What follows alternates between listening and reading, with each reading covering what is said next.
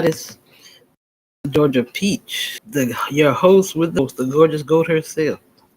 We're gonna get in here with a little bit of we're gonna start off with a Capricorn reading by my sister from another Mr. Robin over at Blood Surgery Tarot.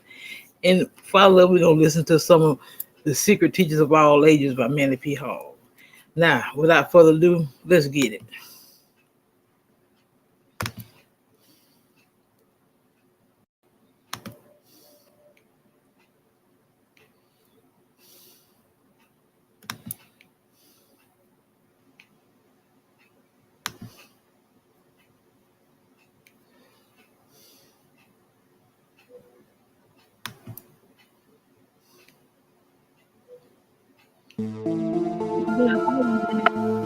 Add it to it. Oh, well.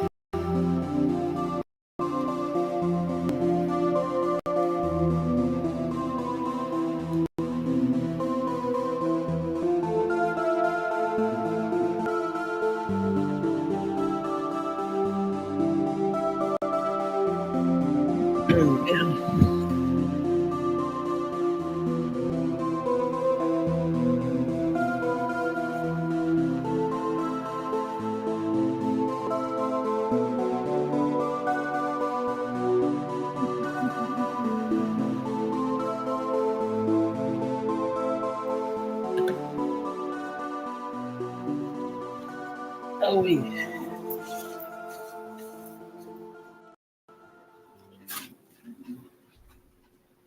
The Secret Teachings of All Ages. An encyclopedic outline of Masonic, Hermetic, Kabbalistic, and Rosicrucian symbolical philosophy, being an interpretation of the secret teachings sealed within those allegories and mysteries of all ages, by Manly P. Hall. Narrated by Matthew Schmitz. This book is dedicated to the rational soul of the world. Preface. Numerous volumes have been written as commentaries upon the secret systems of philosophy existing in the ancient world, but the ageless truths of life, like many of the earth's greatest thinkers, have usually been clothed in shabby garments. Present work is an attempt to supply a tome worthy of those seers and sages whose thoughts are the substance of its pages. To bring about this coalescence of beauty and truth has proved most costly, but I believe that the result will produce an effect upon the mind of the reader which will more than justify the expenditure. Work upon the text of this volume was begun the first day of January, 926, and has continued almost uninterruptedly for over 2 years. The greater part of the research work, however, was carried on prior to the writing of the manuscript. The collection of reference material was begun in 1921, and 3 years later the plans for the book took definite form. For the sake of clarity, all footnotes were eliminated, the various quotations and references to other authors being embodied in the text in their logical order. The bibliography is appended primarily to assist those interested in selecting for future study the most authoritative and important item dealing with philosophy symbolism. To readily accessible the abstruse information contained in the book, an elaborate topical cross-index is included. I make no claim for either the infallibility or the originality of any statement herein contained. I have studied the fragmentary writings of the ancients sufficiently to realize that dogmatic utterances concerning their tenets are worse than foolhardy.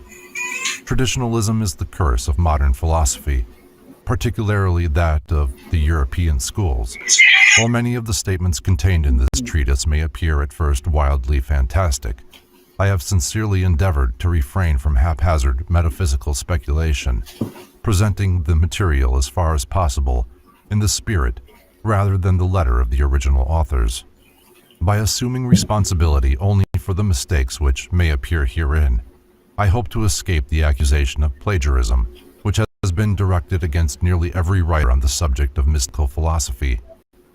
Having no particular ism of my own to promulgate, I have not attempted to twist the original writings to substantiate preconceived notions, Nor have I distorted doctrines in any effort to reconcile the irreconcilable differences present in the various systems of religio-philosophic thought.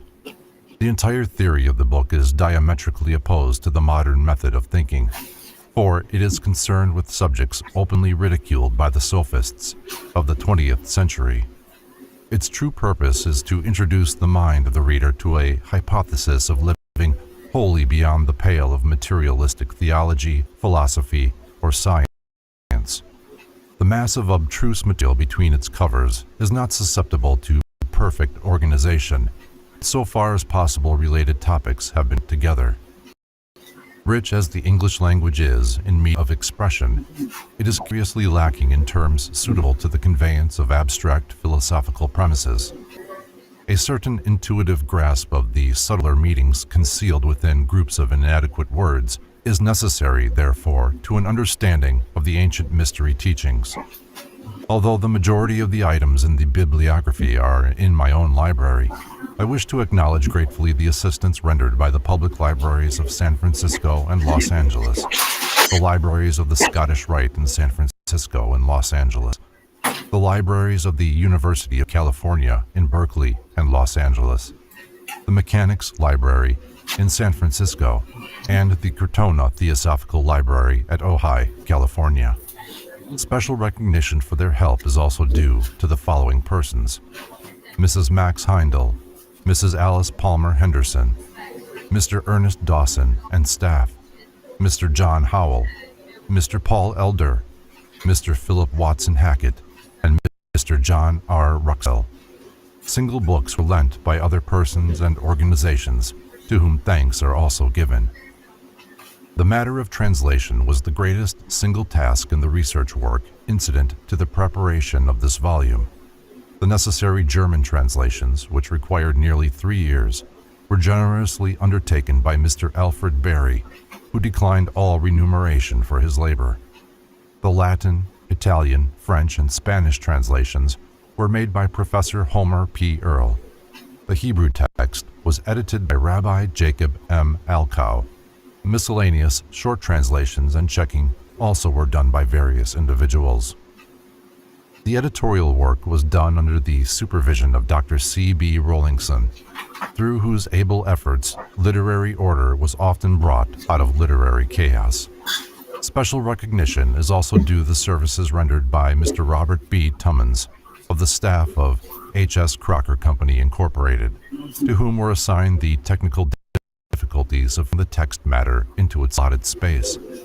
For much of the literary charm of the work, I am also indebted to Mr. M. M. Saxton, to whom the entire manuscript was first dictated, and to whom was also entrusted the preparation of the index. The splendid efforts of Mr. J. Augustus Knapp, the illustrator, have resulted in a series of color plates which add materially to the beauty and completeness of the work. The printing of the book was in the hands of Mr. Frederick E. Keast, of H.S. Crocker Company, Incorporated, whose great personal interest in the volume has been manifested by an untiring effort to improve the quality thereof through the gracious cooperation of Dr. John Henry Nash, the foremost designer of printing on the American continent, whose great personal interest in the volume has been manifested by an untiring effort to improve the quality thereof.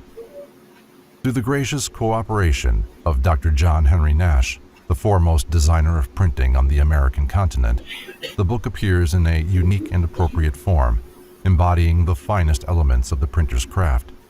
An increase in the number of plates and also a finer quality of workmanship than was first contemplated have been made possible by Mr. C. E. Benson of the Los Angeles Engraving Company, who entered heart and soul into the production of this volume. The pre-publication sale of this book has been without known precedent in book history. The subscription list for the first edition of 550 copies was entirely closed a year before the manuscript was placed in the printer's hands. The second, or King Solomon edition, consisting of 550 copies, and the third, or Theosophical edition, consisting of 200 copies, were sold before the finished volume was received from the printer. For so ambitious a production, this constitutes a unique achievement. The credit for this extraordinary sales program belongs to Mrs. Maud F. Gallagher, who had as her ideal not to sell the book in the commercial sense of the word, but to place it in the hands of those particularly interested in the subject matter it contains. Valuable assistance in this respect was also rendered by numerous friends who had attended my lectures and who, without compensation, undertook and successfully accomplished the distribution of the book. In conclusion, the author wishes to acknowledge gratefully his indebtedness to each one of the hundreds of subscribers through whose advance payments the publication of this folio was made possible.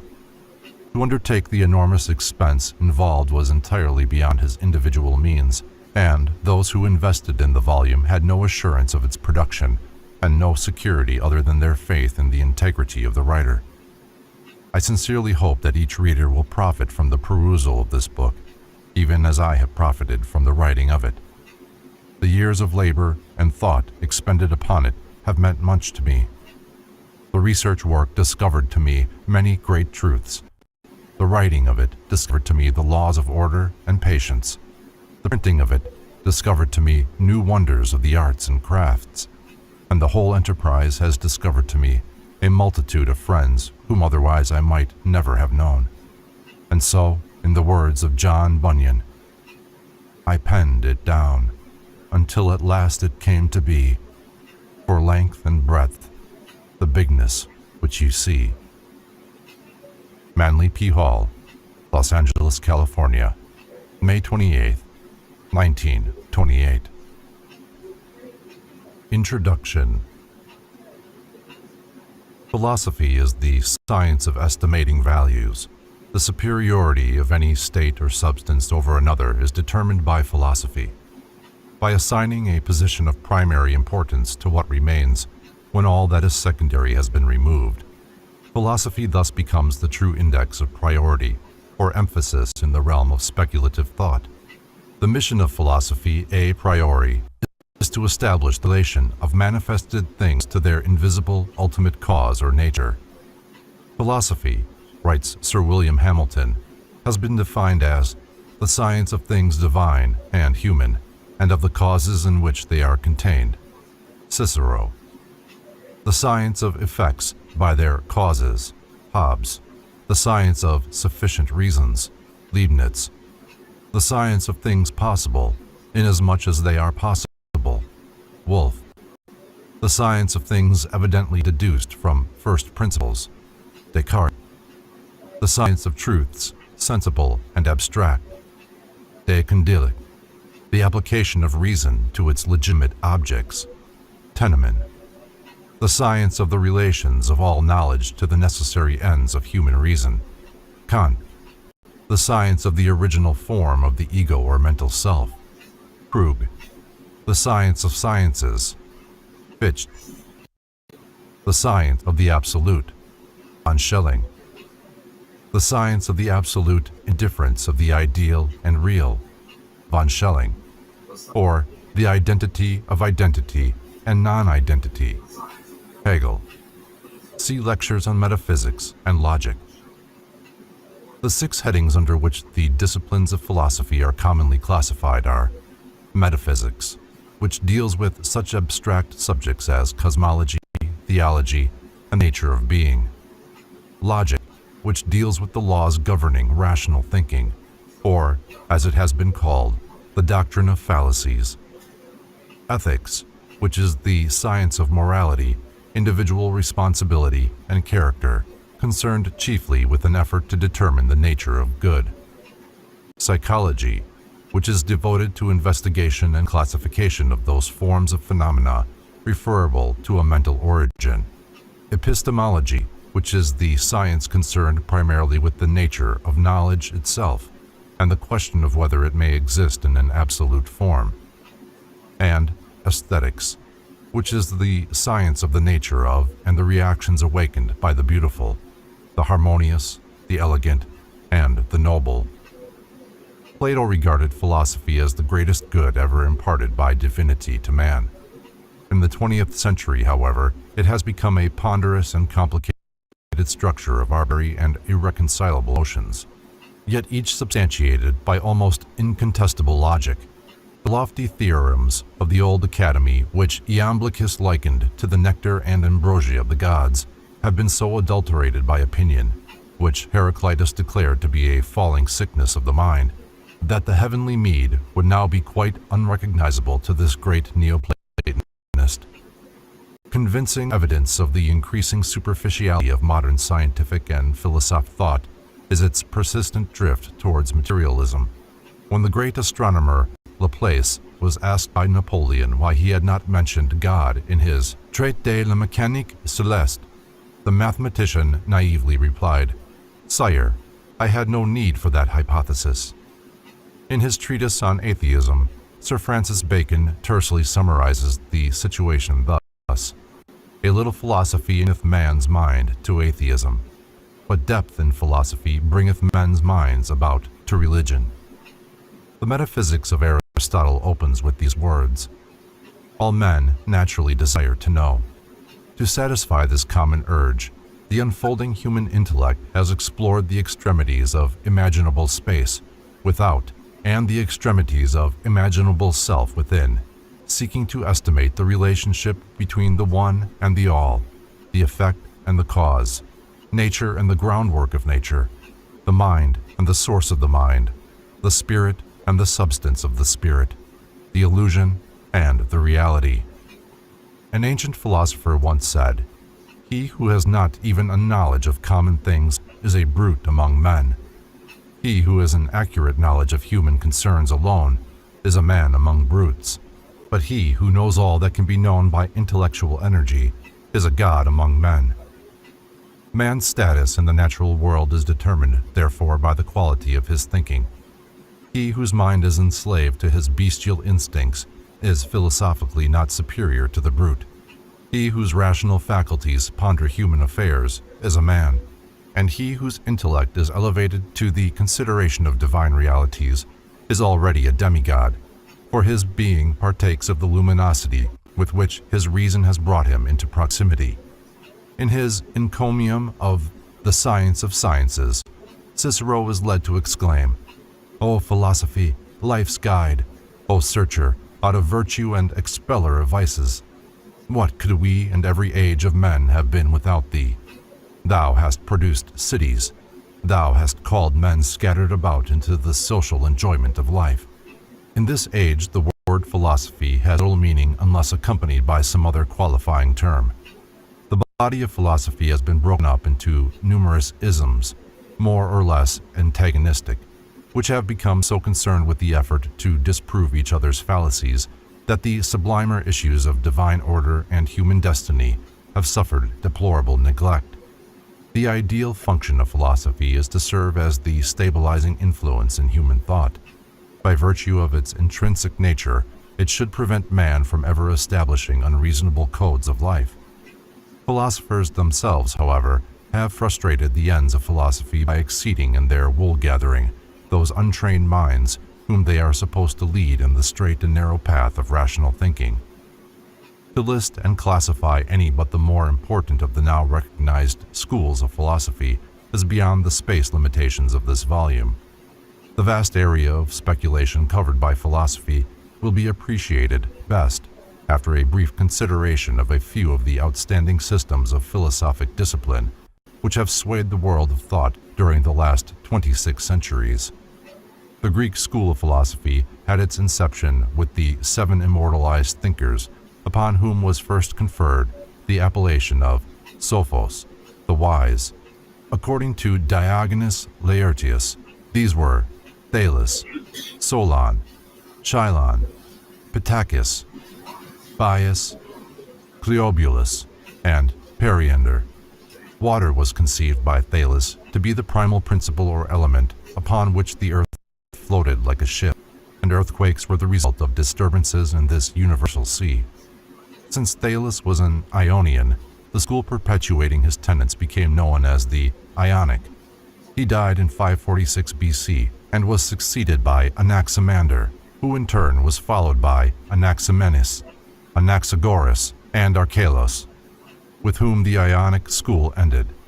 Anaximander, differing from his master Thales, declared measureless and indefinable infinity to be the principle from which all things were generated. Anaximenes asserted air to be the first element of the universe, that souls, and even the deity itself was of it. Anaxagoras, whose doctrine savors of atomism, held God to be an infinite, self-moving mind, that this divine infinite mind, not enclosed in any body, is the efficient cause of all things. Out of the infinite matter consisting of similar parts, everything being made according to its species by the divine mind, who, when all things were at first confusedly mingled together, came and reduced them to order. Archelos declared the principle of all things to be twofold: mind, which was incorporeal, and air, which was corporeal, the rarefaction and condensation of the latter resulting in fire and water respectively. The stars were conceived by Archelos to be burning iron places. Heraclitus, who lived 536 to 470 BC and is sometimes included in the Ionic schools, in his Doctrine of Change and Eternal Flux, asserted fire to be the first element and also the state into which the world would ultimately be reabsorbed.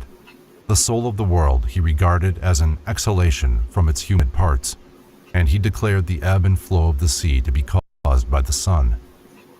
After Pythagoras of Samos, its founder, the Italic or Pythagorean school numbers among its most distinguished representatives Empedocles, Epicharmus, Archytas, Alcmaeon, Hippasus, Philolaus, and Eudoxus. Pythagoras, 580 to 500 BC, conceived mathematics to be the most sacred and exact of all the sciences, and demanded of all who came to him for study a familiarity with arithmetic, music, astronomy, and geometry.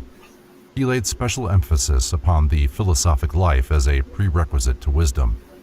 Pythagoras was one of the first teachers to establish a community wherein all the members were of mutual assistance to one another in the common attainment of the higher sciences.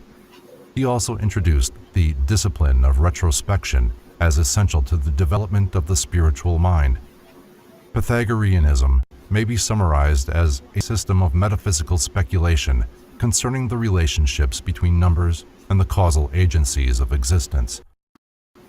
This also first expounded the theory of celestial harmonies, or the music of the spheres. John Reuchlin said of Pythagoras that he taught nothing to his disciples before the discipline of silence, silence being the first rudiment of contemplation. In his Sophist, Aristotle credits Empedocles with the discovery of rhetoric. Both Pythagoras and Empedocles accepted the theory of transmigration, the latter saying, "A boy I was, then did a maid become, a plant, bird, fish, and in the vast sea swum." Archytas is credited with invention of the screw and the crane. Pleasure he declared to be a pestilence because it was opposed to the temperance of the mind. He considered a man without deceit to be as rare as a fish without bones. The Eleatic sect was founded by Xenophanes, 570 to 480 BC, who was conspicuous for his attacks upon the cosmologic and theogonic fables of Homer and Hesiod.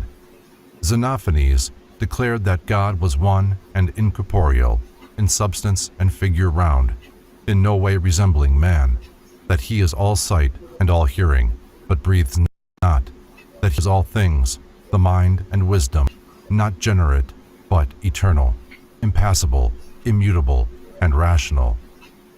Xenophanes believed that all existing things were eternal, that the world was without beginning or end, and that everything which was generated was subject to corruption.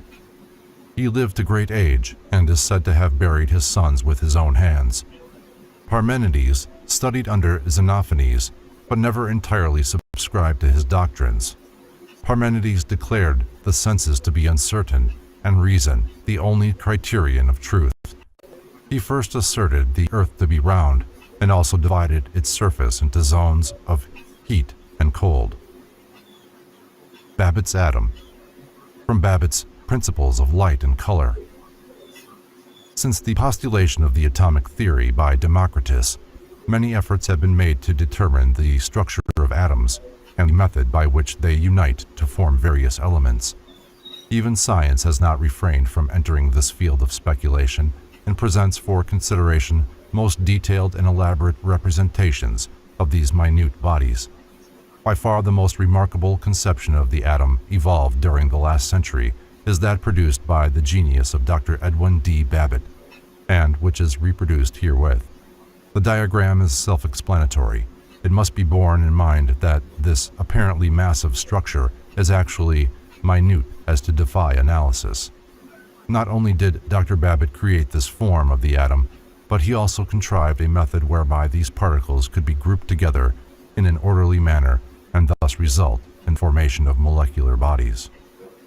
Melissus, who is included in the Eleatic school, held many opinions in common with Parmenides. He declared the universe to be immovable because, occupying all space, there was no place to which it could be moved. He further rejected the theory of a vacuum in space. Zeno of Elea also maintained that a vacuum could not exist. Rejecting the theory of motion, he asserted that there was but one God, who was an eternal, ungenerated being. Like Xenophanes, he conceived deity to be spherical in shape. Leucippus held the universe to consist of two parts, one full and the other a vacuum. From the infinite, a host of minute fragmentary bodies descended into the vacuum, where, through a continual agitation, they organized themselves into spheres of substance. The great Democritus, to a certain degree, enlarged upon the atomic theory of Leucippus. Democritus declared the principles of all things to be twofold, atoms and vacuums. Both, he asserted, are infinite, atoms in number, vacuum in magnitude. Thus all bodies must be composed of atoms or vacuum. Atoms possess two properties, form and both characterized by infinite variety. The soul, Democritus also conceived to be atomic in structure and subject to dissolution with body. The mind he believed to be composed of spiritual atoms. Aristotle intimates that Democritus obtained his atomic theory from the Pythagorean doctrine of the monad. Among the Eleatics are also included Protagoras and Anaxarchus. Socrates, 469 to 399 BC, the founder of Socratic sect, being fundamentally a skeptic, did not force his opinions upon others, but through the medium of questionings caused each man to give expression to his own philosophy. According to Plutarch, Socrates conceived every place as appropriate in that the whole world was a school of virtue. He held that the soul existed before the body, and, prior to immersion therein, was endowed with all knowledge. That, when the soul entered into the form, it became stupefied, but that by discourses upon sensible objects, it was caused to reawaken and to recover its original knowledge. On these was based his attempt to stimulate the soul power through irony and inductive reasoning. It has been said of Socrates that the sole subject of his philosophy was man. He himself declared philosophy to be the way of true happiness, and its purpose twofold: one, to contemplate God, and two, to abstract the soul from corporeal sense. The principles of all things he conceived to be three in number: God, matter, and ideas. Of God he said, "What he is, I know not, and what he is, not I know."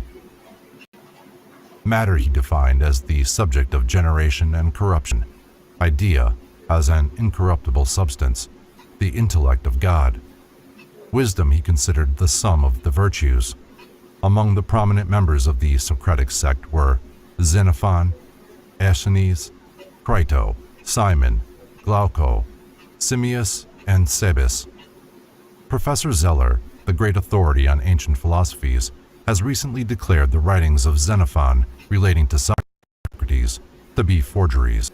When the Clouds of Aristophanes, a comedy written to ridicule the theories of Socrates, was first presented, the great skeptic himself attended the play. During the performance, which caricatured him seated in a basket in the air studying the sun, Socrates rose calmly in his seat, the better to enable the Athenian spectators to compare his own unprepossessing features with the grotesque mask by the actor impersonating him. The Elean sect was founded by Phaedo of Elis, a youth of noble family who was bought from slavery at the instigation of Socrates and who became his devoted disciple. Plato so highly admired Phaedo's. Let me tell you something. If I wanted damn whole internet to know what was on my mind, I wouldn't have told you to email me. Would I? How you been anyway?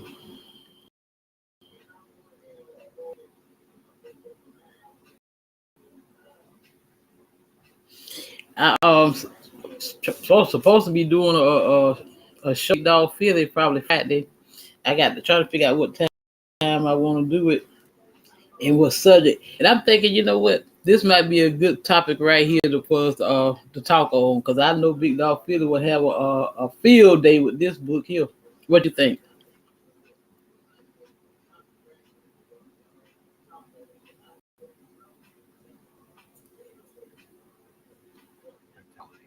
That he named one of the most famous of his discourses, the Phaedo. Phaedo was succeeded in his school by Plisthenes, who in turn was followed by Menedimus. Of the doctrines of the Elean sect, little known. Menedimus is presumed to have been inclined toward the teachings of Stilpo and the Megarian sect. When Menedimus's opinions were demanded, he answered that he was free, thus intimating that most men were enslaved to their opinions. Menedimus was apparently of a somewhat belligerent temperament, and often returned from his lectures in a badly bruised condition. The most famous of his propositions is stated thus: that which is not the same is different from that which it is not the same. This point being admitted, Menedimus continued: to benefit is not the same as good. Therefore good does not benefit. After the time of Menedimus, the Elean sect became known as the Eretrian. Its exponents denounced all negative propositions and all complex and abstruse theories, declaring that only affirmative and simple doctrines could be true. The Megarian sect was founded by Euclid of Megara, not the celebrated mathematician, a great admirer of Socrates.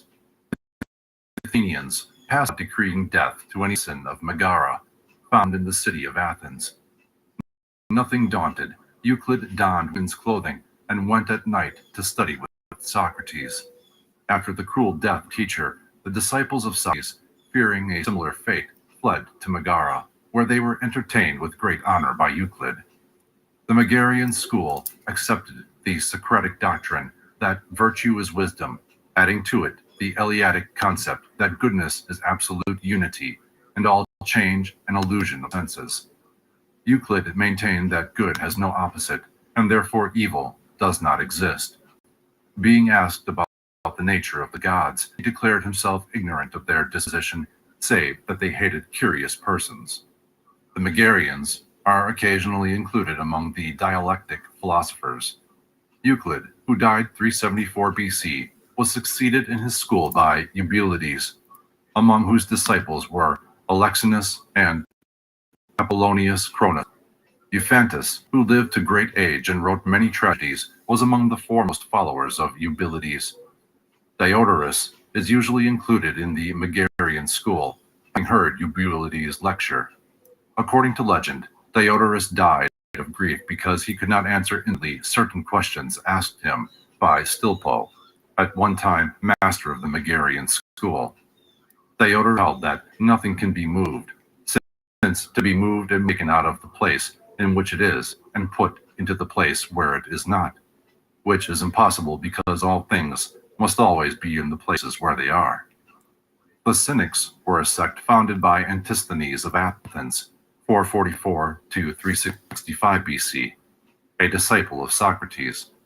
Their doctrine may be described as an extreme individualism, which considers man as existing for himself alone, and advocates surrounding him by inharmony, suffering, and direst need that may thereby be driven to retire more completely into his own nature. The Cynics renounced all worldly possessions, living in the rudest shelters, and subsisting upon the coarsest and simplest food. On the assumption that the gods wanted nothing, the cynics affirmed that those whose needs were fewest consequently approached closest to the divinities. Being asked what he gained by a life of philosophy, Antisthenes replied that he had learned how to converse with himself. Diogenes of Sinope is remembered chiefly for the tub in the Metrodrome, which for many years served him as a home. The people of Athens loved the beggar philosopher, and when a youth in jest bored holes in the tub, the city presented Diogenes with a new one and punished the youth. It was believed that nothing in life can be rightly accomplished without exercitation. He maintained that everything in the world belongs to the wise, a declaration which he proved by the following logic. All things belong to the gods. The gods are friends to wise persons. All things are common amongst friends. Therefore, all things belong to the wise. Among the cynics are Monimus, Critus, Cratus, Metroclus, I'm trying to get it. Hipparchia, somewhat belligerent temperament, and often return lectures in a badly bruised condition. The most famous of his propositions is stated thus: that which is not the same is different from that with which it is not the same. This point being admitted, Menedemus continued, to benefit is not the same as good, therefore good does not benefit. After the time of Menedemus, the Elean sect became known as the Eretrian. Its exponents denounced all negative propositions and all complex and abstruse theories, declaring that only affirmative and simple doctrines could be true. The Megarian sect was founded by Euclid of Megara, not the celebrated mathematician, a great admirer of Socrates. The Athenians passed a law decreeing death to any citizen of Megara found in the city of Athens. Nothing daunted, Euclid donned women's clothing and went at night to study with Socrates. After the cruel death of their teacher, the disciples of Socrates, fearing a similar fate, fled to Megara, where they were entertained with great honor by Euclid. The Megarian school accepted the Socratic doctrine, virtue is wisdom, adding to it the Eleatic concept that goodness is absolute unity, and all change an illusion of the senses. Euclid maintained that good has no opposite, and therefore evil does not exist. Being asked about the nature of the gods, he declared himself ignorant of their disposition, save that they hated curious persons. The Megarians are occasionally included among the dialectic philosophers. Euclid, who died 374 BC, was succeeded in his school by Eubulides. I'm trying to get this to catch up here.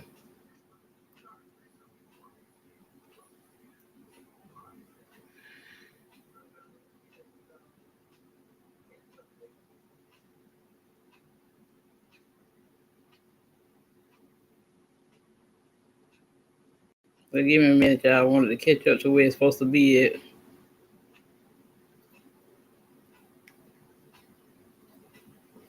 Among whose disciples were Alexinus and Apollonius Cronus.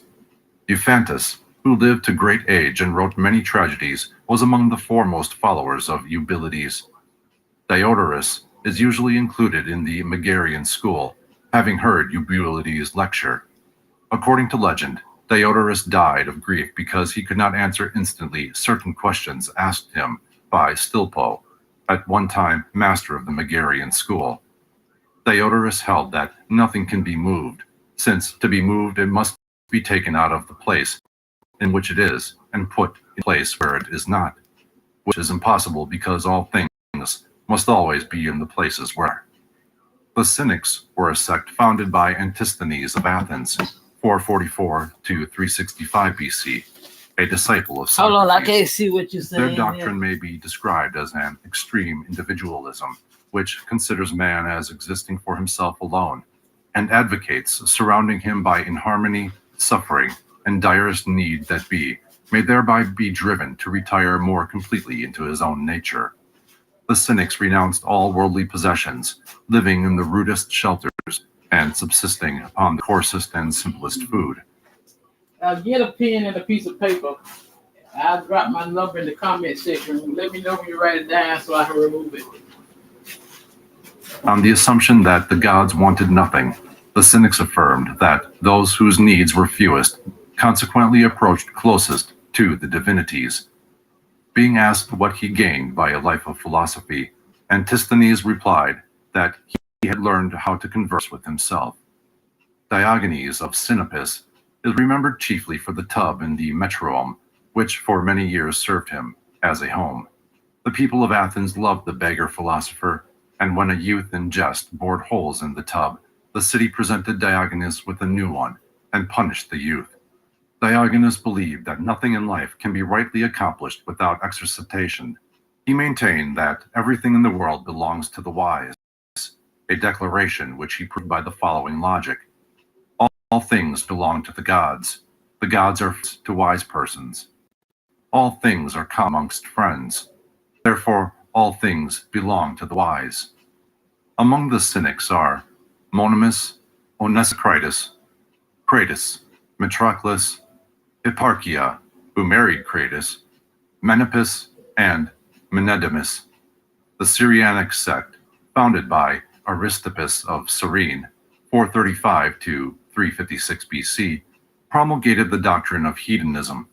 Learning of the fame of Socrates, Aristippus journeyed to Athens and applied himself to the teachings of the great skeptic. Socrates, pained by the voluptuous and mercenary tendencies of Aristippus, vainly labored to reform the young man. Aristippus has the distinction of being consistent in principle and practice, for he lived in perfect harmony with his philosophy that the quest of pleasure was the chief purpose of life. The doctrines of the Cyrenaics may be summarized thus. All that is actually known concerning any object or condition is the feeling which it awakens in man's own nature. In the sphere of ethics, that which awakens the most pleasant feeling is consequently to be esteemed as the greatest good. Emotional reactions are classified as pleasant or gentle, harsh and mean. The end of pleasant emotion is pleasure. The end of harsh emotion, grief. The end of mean emotion, nothing. Through mental perversity, some men do not desire pleasure. In reality, however, pleasure, especially of a physical nature, is the true end of existence and exceeds in every way mental and spiritual enjoyments.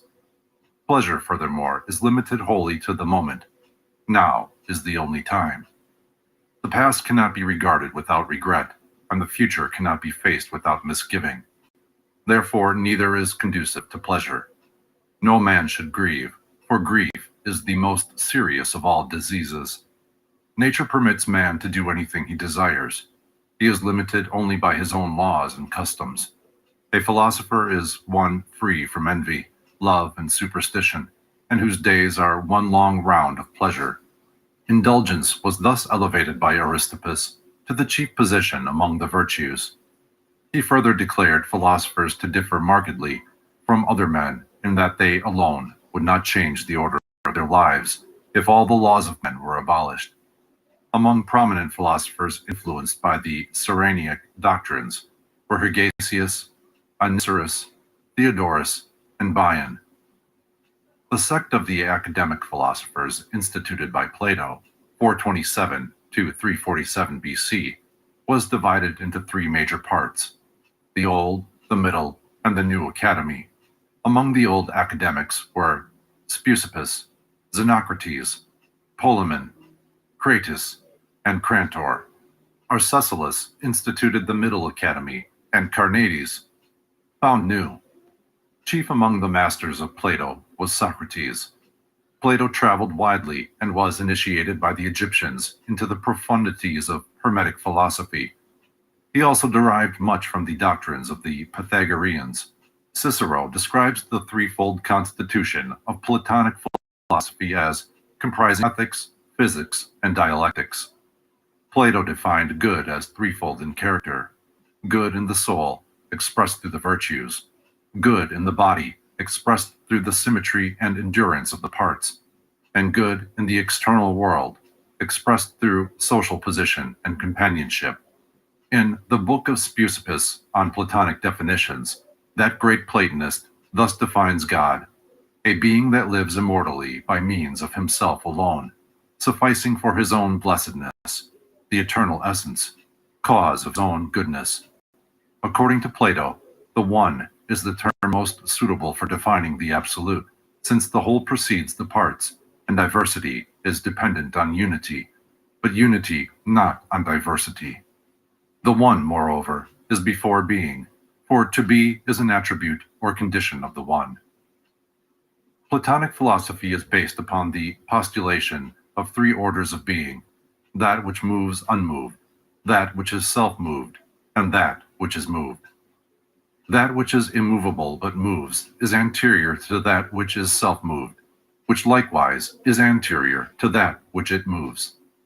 That in which motion is inherent cannot be separated from its motive power. It is therefore incapable of dissolution. Of such nature are the immortals. That which has motion imparted to it from another can be separated from the source of its animating principle. It is therefore subject to dissolution. Of such nature are mortal beings. Superior to both the mortals and the immortals is that condition which continually moves, yet itself is unmoved. To this constitution, the power of abidance is inherent. It is therefore the divine permanence upon which all things are established. Being nobler, even than self-motion, the unmoved mover is the first of all dignities. The Platonic discipline was founded upon the theory that learning is really reminiscence, or the bringing into objectivity of knowledge formerly acquired by the soul in a previous state of existence. At the entrance of the Platonic school in the Academy were written the words, "Let none ignorant of geometry enter here." Plato. From Thomason's Recueil des Figures, Groupes, Thermes, Fountains, Vases et autres ornements. Plato's real name was Aristocles.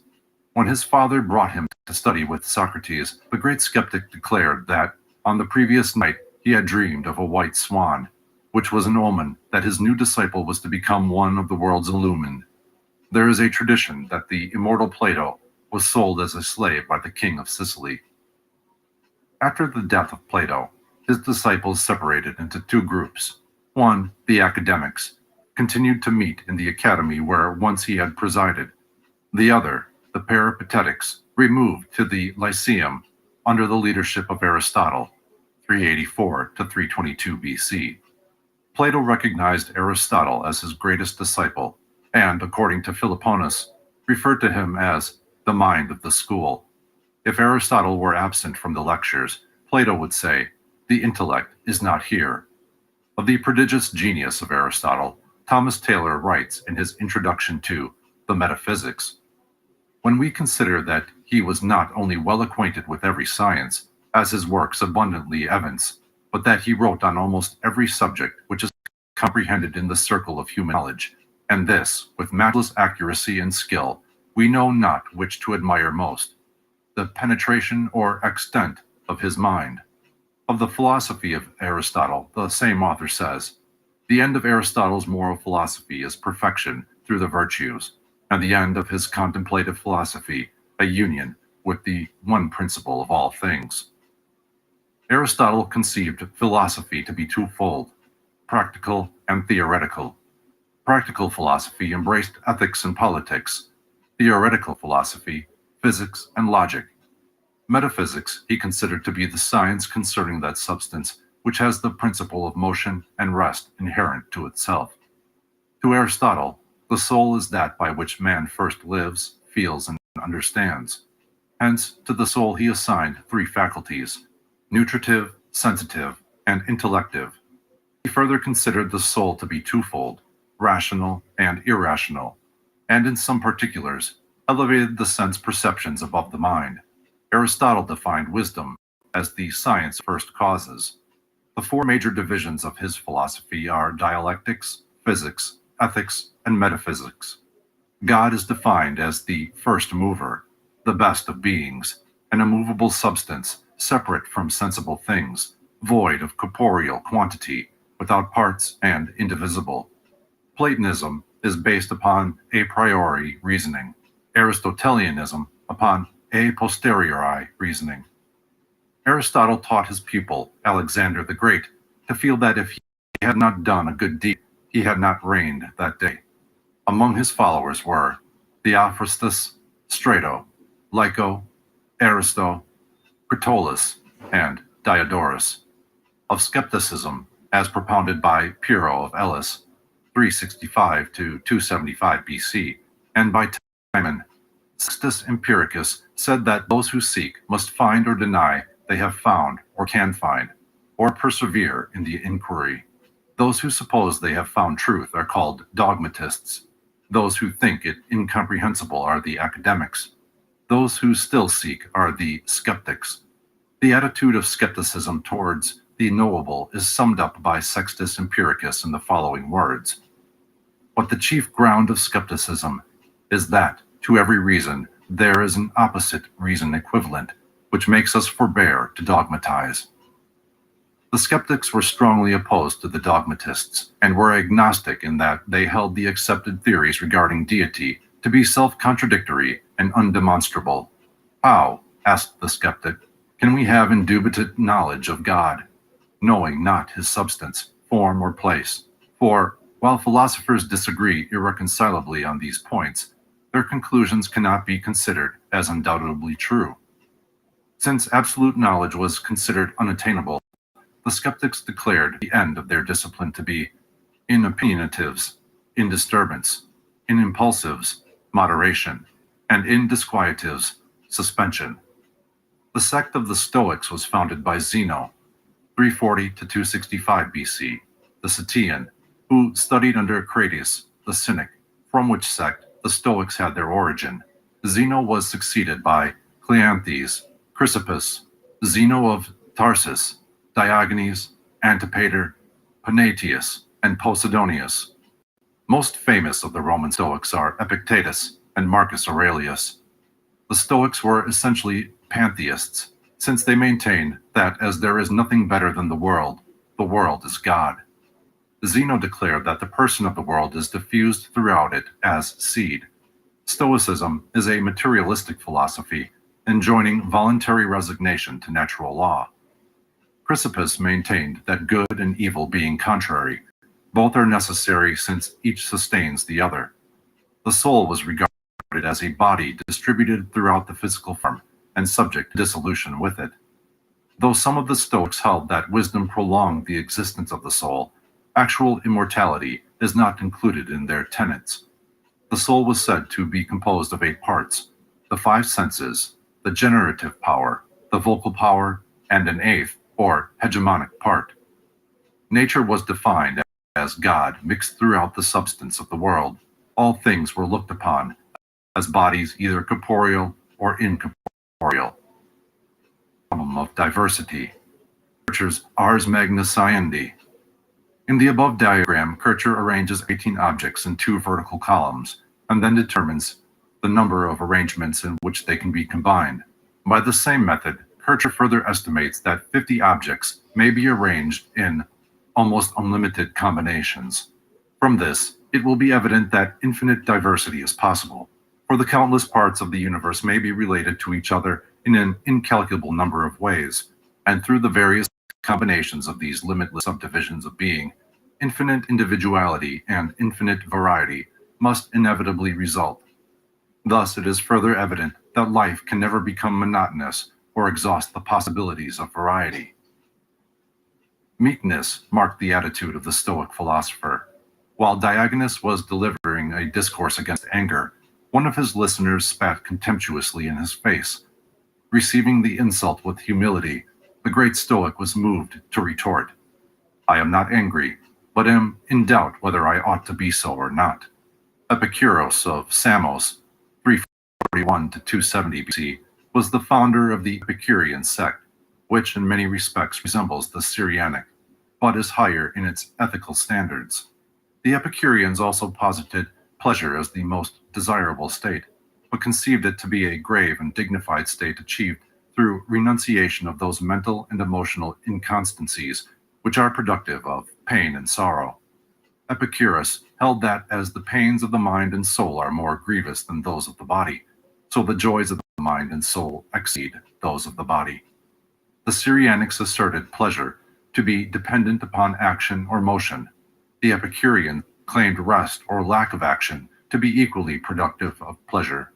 Epicurus accepted the philosophy of Democritus concerning the nature of atoms and based his physics upon this theory. The Epicurean philosophy may be summed up in 4 canons. 1. Sense is never deceived, and therefore every sensation and every perception of an appearance is true. 2. Opinion follows upon sense and is superadded to sensation, and capable of truth or falsehood. 3. All opinion attested or not contradicted by the evidence of sense is true. 4. An opinion contradicted or not attested by the evidence of sense is false. Among the Epicureans of note were Metrodorus of Lampsacus, Zeno of Sidon, and Phaedrus. Eclecticism may be defined as the practice of choosing apparently irreconcilable doctrines from antagonistic schools and constructing therefrom a composite philosophic system in harmony with the convictions of the eclectic himself. Eclecticism can scarcely be considered philosophically or logically sound, for as individual schools arrive at their conclusions by different methods of reasoning, so the philosophic product of fragments from these schools must necessarily be built upon the foundation of conflicting premises. Eclecticism, accordingly, has been designated the layman's cult. In the Roman Empire, little thought was devoted to philosophic theory. Consequently, most of its thinkers were of the eclectic type. Cicero is the outstanding example of early eclecticism, for his writings are a veritable potpourri of invaluable fragments from earlier schools of thought. Eclecticism appears to have had its inception at the moment when men first doubted the possibility of discovering ultimate truth. Observing all so-called knowledge to be mere opinion at best, the less studious furthermore concluded that the wiser course to pursue was to accept that which appeared to be the most reasonable of the teachings of any school or individual. From this practice, however, arose a pseudo-broad-mindedness, devoid of the element of preciseness found in true logic and philosophy. The Neo-Pythagorean school flourished in Alexandria during the 1st century of the Christian era. Only 2 names stand out in connection with it: Apollonius of Tyana and Moderatus of Gades. Neo-Pythagoreanism is a link between the older pagan philosophies and Neoplatonism. Like the former, it contained many exact elements of thought derived from Pythagoras and Plato. Like the latter, it emphasized metaphysical speculation and ascetic habits. A striking similarity has been observed by several authors between Neo-Pythagoreanism and the doctrines of the Essenes. Special emphasis was laid upon the mystery of numbers, and it is possible that the Neo-Pythagoreans had a far wider knowledge of the true teachings of Pythagoras than is available today.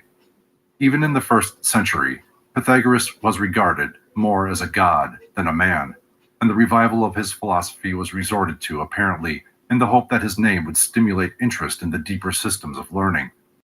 But Greek philosophy had passed the zenith of its splendor. The mass of humanity was awakening to the importance of physical life and physical phenomena.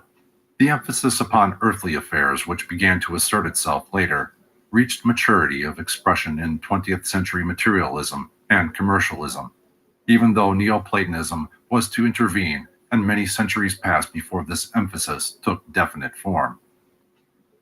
Aeneas at the Gate of Hell, from Virgil's Aeneid, Dryden's translation. Virgil describes part of the ritual of a Greek mystery, possibly the Eleusinian, in his account of the descent of Aeneas to the gate of hell under the guidance of the Sibyl. Of that part of the ritual portrayed above, the immortal poet writes, "Full in the midst of this infernal road, an elm displays her dusky arms abroad. The god of sleep there hides his heavy head, and empty dreams on every leaf are spread. Of various forms, unnumbered specters more, centaurs in double shapes, besiege the door. Before the passage horrid Hydra stands, and Briareus with all his 100 hands, Gorgons, Geryon with his triple frame, and vain Chimera vomits empty flame. The chief unsheathed his shining steel prepared, though seized with sudden fear to force the guard, offering his brandished weapon at their face, had not the Sibyl stopped his eager pace and told him what those empty phantoms were, forms without bodies and impassive air. Although Ammonius Saccas was long believed to be the founder of Neoplatonism, the school had its true beginnings.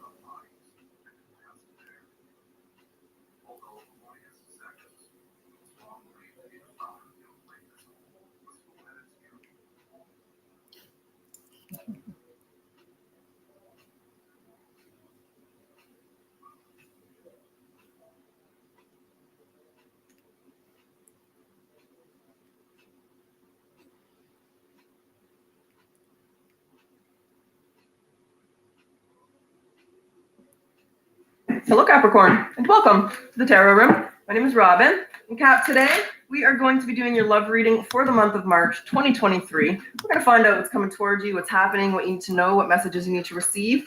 Let's see what's going on with you in love in the month of March. Spirit guides, what's going on with Cappies in March? Talk to us. Show us what the Capricorn Collective can expect. Okay, so we have healing family issues.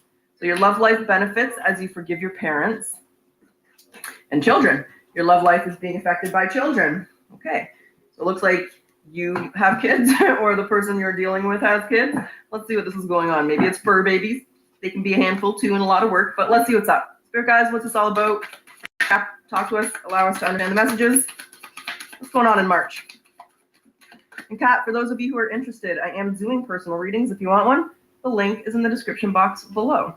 So we have the Ace of Wands, we have Justice, we have the Nine of Wands in reverse, we have the Moon in reverse. So there's, ooh, look who you don't see coming. This Knight of Cups is on the way, baby. Let's see who this knight is. Eight of Pentacles. What else we got? Seven of Wands. Okay, one more. Let's get into it. Oh, and the Ace of Cups. Okay, and on the bottom of the deck, we have the Page of Cups. We have the Page, the Ace, and the Knight of Cups. Those are cards you want to see when you're in a love reading, baby. So the Ace of Wands tells me there's a passionate new beginning. There's fire. There's connection, intensity. You are waiting for this beginning. With this Justice, I feel like you've been waiting for love. You've been waiting for the right love, the real kind of love. What do you want to say about the Ace of Wands here? The Nine of Wands, the Sun, Six of Pentacles. Any breadcrumbers, any players, any game players, anybody who is not, who seems guarded, who seems unhealthy, you're not wasting your time. You're just blocking them. You want something real. That's what I feel here. There's the Temperance and the Page of Swords. Wow.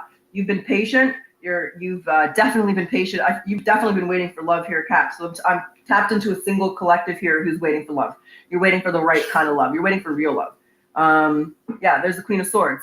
If you don't think they're compatible, if you don't think they're ideal, if you're not on the same page, just bye. It's just that simple. You're waiting for your match, someone who balances you.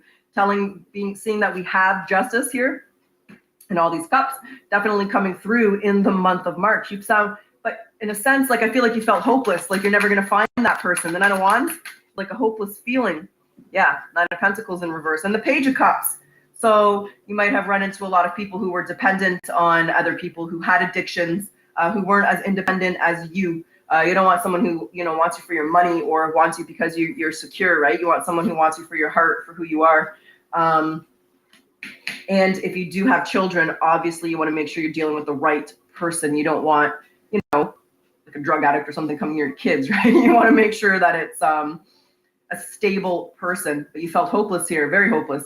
With the Moon in reverse, and the Page of Cups here, you definitely felt hopeless, like it wasn't going to happen. And it's like, it's going to be, see the Five of Pentacles and the Ace of Cups. You felt very left out when it comes to love here. There's a Ten of Cups. You need someone that will accept. I definitely feel like you have kids, or this new person has kids, but I get the vibe it's you. But if you don't, that part just doesn't apply to you. It's a general reading, so it's, I'm speaking to different people. Yeah. Knight of Swords. Yeah. You felt very blocked in love, Kat. You've not liked your options. I can tell you that much. But look at the King, and I feel like you're coming up as the King of Wands. You're just waiting. You're patient. Capricorns are known to be patient. You got time. You got time. You're waiting for the right person. With the Moon in reverse here, this is the thing. My instincts where you don't see this person coming. Maybe you're not expecting this because it's been such a disappointment here. Yeah, you are Three of Swords and the Queen of Swords, the Two of Cups. Look at her turning her back on love. You might have even turned your back on love. You were clearly really hurt in the past. And the moon in reverse, there's a 3 of Wands and the King of Swords. You were hurt in the past. We have the King and Queen. Somebody did you wrong in the past. So, like I said, okay, I'm just gonna move on. You've been waiting. So let's talk about the good part, because the beginning of March, I don't really see anything here. I just see you feeling hopeless in love, like it's never gonna happen. But there's a Knight of Cups. Who is this Knight? What does Capricorn need to know about this person? So he definitely could be a water sign coming through, Cancer, Scorpio, Pisces, but someone very sweet, someone very romantic. The 9 of Pentacles, the Knight of Wands, whoa, Judgment, and the 7 of Swords.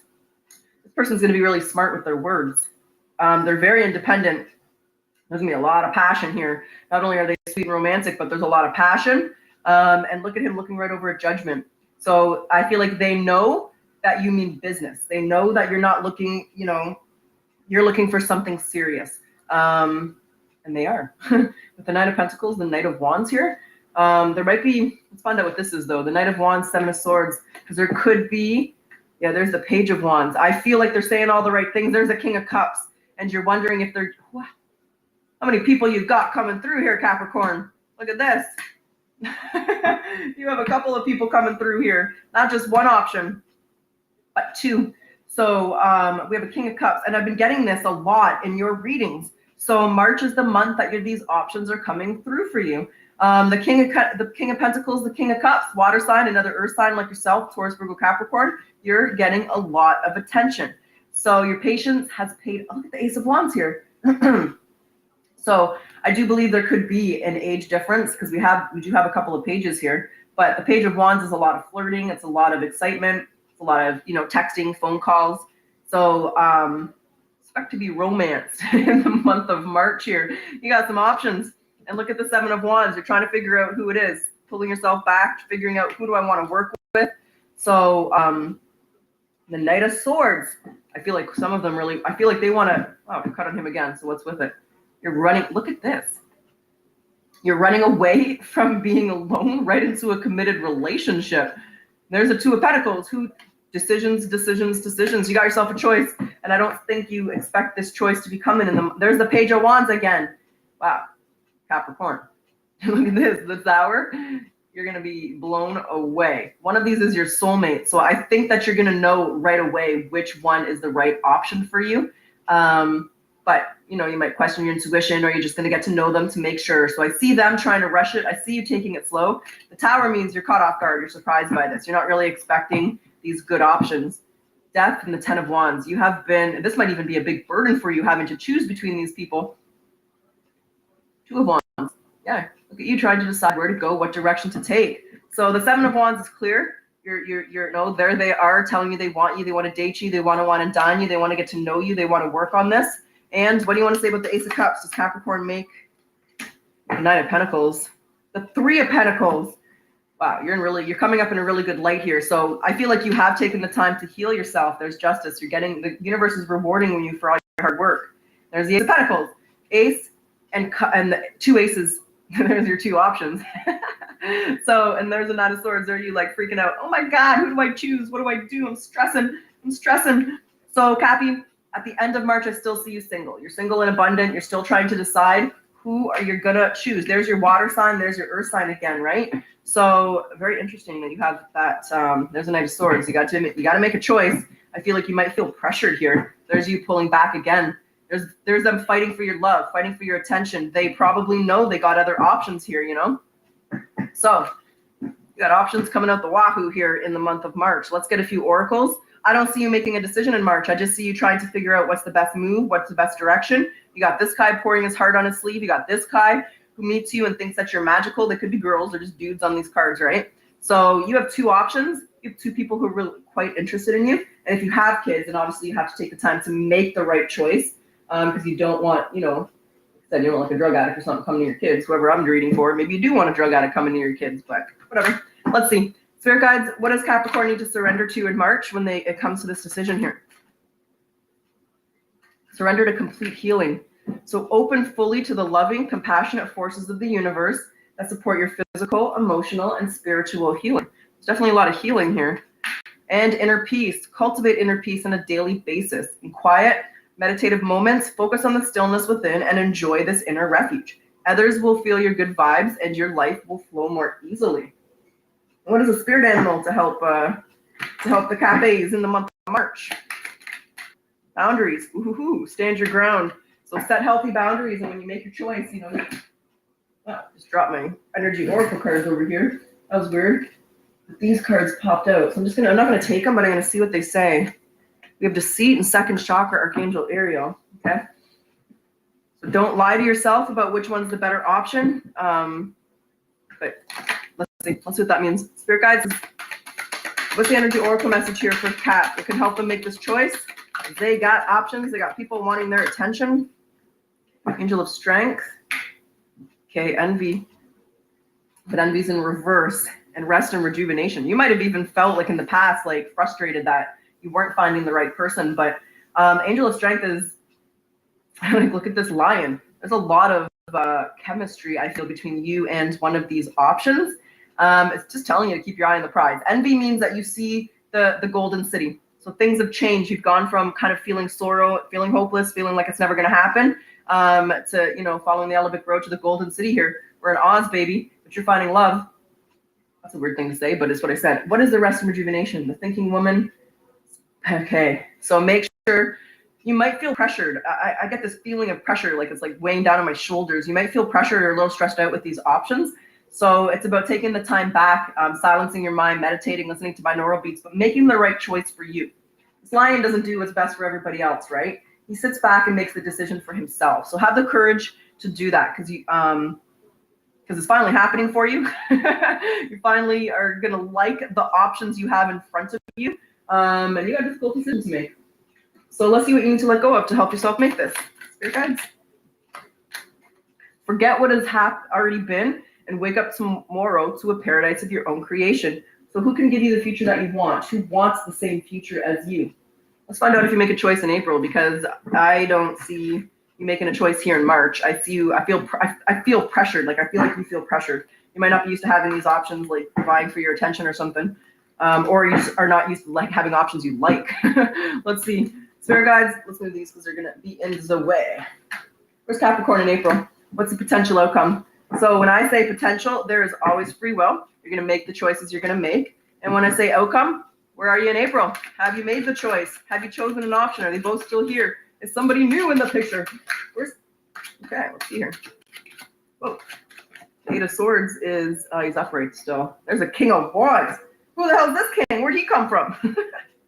What's going on? So we have the Eight of Wands, we have the Four of Cups, the Knight of Pentacles, Strength, the Two of Pentacles. She's stressed. What's this King of Wands here? The Eight of Cups, who are you walking from? You got to walk away from the indecision. And I feel like in April, you're going to be doing that. I don't know if this is a new person or not. We're going to have to clarify that King of Wands, because what I see is passion. A lot of messages of passion, a lot of flirting, maybe even sexting if you like to do that. If not, just texting. Four of Cups is, again, the card of withdrawal. Knight of Pentacles is taking your time. You don't want to make the wrong decision here. You're trying to, again, have the courage to make this choice, but you're still caught in your mind. And then we have this King of Cups, I said the King of Cups. Is the King of Wands the King of Cups? Who's the King of Wands? Is this someone new for that? Queen of Pentacles. And the King of Swords. What the hell? We got four kings. We have all four kings. And you're still single. There's the King of Wands. Okay, so there's a third person that's come through. Like, are you online dating? Are you just going out a lot with your friends? Your family's trying to hook you up here, Kat? Because I see more options. These are two different kings than we already saw. So you gotta tell me what's going on. Why are there so many kings here? Why are there so many people? King, king, king. So whenever we have three kings in a reading, it could represent, like, maybe you've joined a club. Maybe you've joined some kind of society. Kings can sometimes be like secret societies. Maybe someone's got their Nine of Pentacles, the Knight of Pentacles. Either way, in April, I don't even see you making a decision. I see you stressed out. Look at her. She's like, what do I do? What decision do I make? So have the courage to trust in yourself that you're going to make the right decision. Don't sway. But I see more options here in April. Like, who's this King of Wands? You got yourself a fire sign, Aries, Leo, Sag. Then you got an air sign, Gemini, Libra, Aquarius. So it is not definitive, Kat. Maybe you're just trying to figure out He's trying to have the courage to figure out who's the right option. He clarified that Two of Pentacles, that look at this. Normally I don't clarify my outcomes, but there's a lot of people here, and I don't know who. There's the Ace of Swords. Well, things have changed, let me tell you.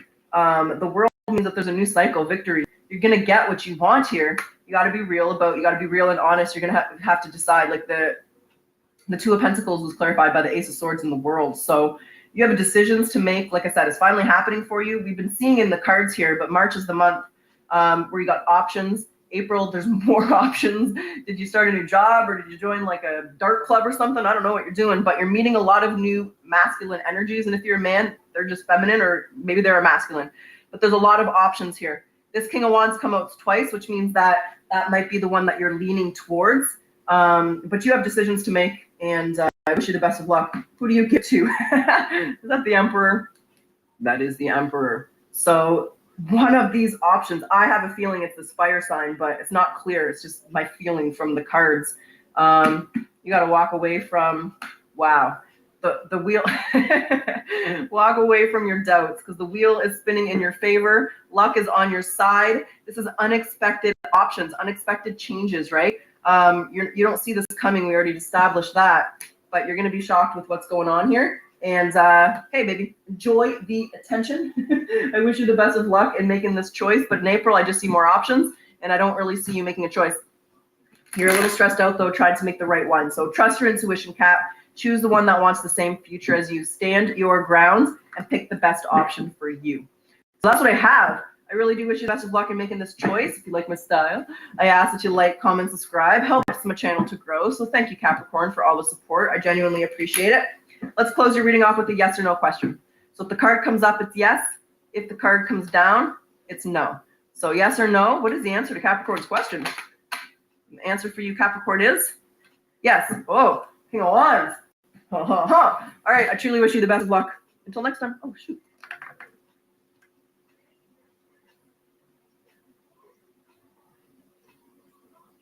Hello, my gorgeous Capricorn souls. Welcome back.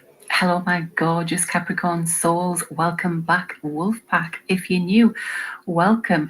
We're here in our own little cornucopia, Capricornucopia, thanks to Palmetto Project. That was a brilliant idea. Thank you for that. So I will be calling it that this time. I don't know if I'll keep it like that. I might shorten it to Capricorn, but Capricornucopia sounds amazing, especially with, you know, our blessings that are coming in soon in March once Pluto does one. Okay, so I felt the need to do a tarot for the soul. So I've got some soul lessons, soul journey, and we've got gateway of activation over there as well, all here. I'm going to do them at the end just so we have some nourishment, some tarot for the soul, Capricorn. All right, I feel like we need it with that last little push before things start moving. I know things have already started moving for some of us. So yeah, let's get down to tarot. Let's see what comes out with tarot, then we'll do our blessings. So we have Mermaid's Tarot here as well. We have Hierophant here. We have on the bottom Yin Yang Oracle. We have Inner Child. Some of you may be healing the inner child as well. I feel like we have been through such a trying time for the past, I know it's almost 20 years, Capricorn. But I feel like it's been for our highest good. We have had people cause us drama. We've had people make us feel less than or not good enough, you know, but it's helped us grow as a person. It's helped us heal and grow and become the person that we are meant to be. I know it sucks at the time though, but here we are. We have, wow, we've got the Death card with the Ace of Cups and the Sun. Wow. Oh my goodness. Oh, right. So we'll start with the Death card. What's crossing it is the Sun. The Ace of Cups is here. I think it's time to stop there then, isn't it? The Emperor, recent past. The Emperor is here. The Ten of Cups in the crowning position. And the Page of Cups. Well, while I was shuffling, the Page of Cups did fall out. And I did see the Death card. I feel like that is, yes, I am learning that endings are merely new beginnings. So that is a double confirmation. There is a new beginning. There's a breakthrough coming in here. After a decision that you may have needed to make, you have been very patient. Whereas I feel like there's something being, something's been holding us back. Probably Pluto and Saturn. But yeah, it's been a feeling of feeling stuck for such a long time. We've had to have patience. Those who know me will know that I'm a Capricorn too, so I totally get this. Feeling stuck and held back, and we've got patience coming in here.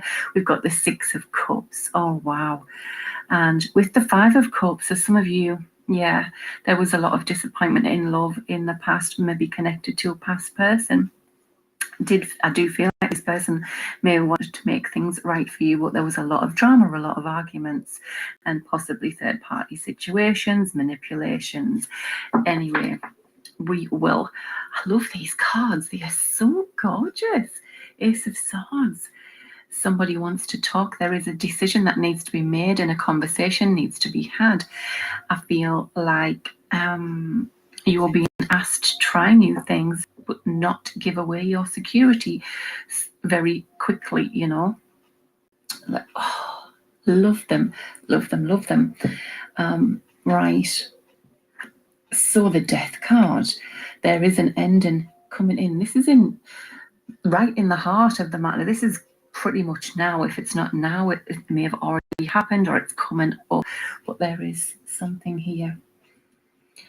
And there's the new beginning. There's the new beginning in love. We've got cornucopia, if you like, with the Sun card, the abundance, the joy, lots of great things coming in for you, Capricorn. Oh my goodness, I'm glad I did this reading. The Ace of Cups. New beginnings, new emotional beginnings, a new emotional start. You are going to love it. It's your happy ever after. You know, this card comes in after a struggle. 10 of Cups, that has been a struggle. Like we've said, I feel like you're coming out of battle. That's what I feel like. We're coming out of battle, Capricorn. That's what we're doing. It's been a long haul, hasn't it? And yes, we are going to get that 10 of Cups, that happy ever after, whatever that means to you. This could be a business, this could be a relationship, this could be a job, but things are looking brighter, a lot brighter. Beautiful new beginning. Page of Cups, this is feeling lighter, this is feeling like a teenager again, and you know, especially where love is concerned, it's all that excitement, that joy, that in anticipation of new things, new beginnings. It could also be someone coming in with an apology as well, but and also pregnancies could be coming in for people here. We've got the Emperor in the recent past. Wonder who that Emperor is. Could be the father of your children. This could be somebody who liked to be in control. This could be a boss. Different for everybody. If you'd like a personal reading, my details are in the description box. And tomorrow is the last day of getting in for a good price. The prices are going up 1st of March, so get in now. It's still the end of February. Okay, look at this. 5 of Swords, when we were talking about the Emperor. Oh, there could have been some arguments. Somebody could have been very selfish and very controlling, like to be in control, very manipulating, like I saw in this when we looked back on that one. Oh, I've just got the 3 of Wands, but you are heading out. You are moving on. Look at this, something you've waited for. Ships are coming in, Capricorn, for you. There is you wanting to march to the beat of your own drum. There's the Page of Cups again coming in. Somebody's taking action. There's conversation. We saw that conversation is going to lead to a breakthrough here. A movement forward. Whatever has not gone right in your life, this is bringing balance back into the situation. This is wrongs being made right. There is news coming in. There's an opportunity coming in of movement. Some of you could have an opportunity to move home, move jobs, move relationships. It's going to be different for everybody, but I do see somebody taking action and talking about it. Wow, contracts being signed here, Capricorn. I'm going to see what this Death card is talking about. Tell me about the Death card, the Capricorn. Oh, death of an ego for somebody. Oh, the sun again, the hangman.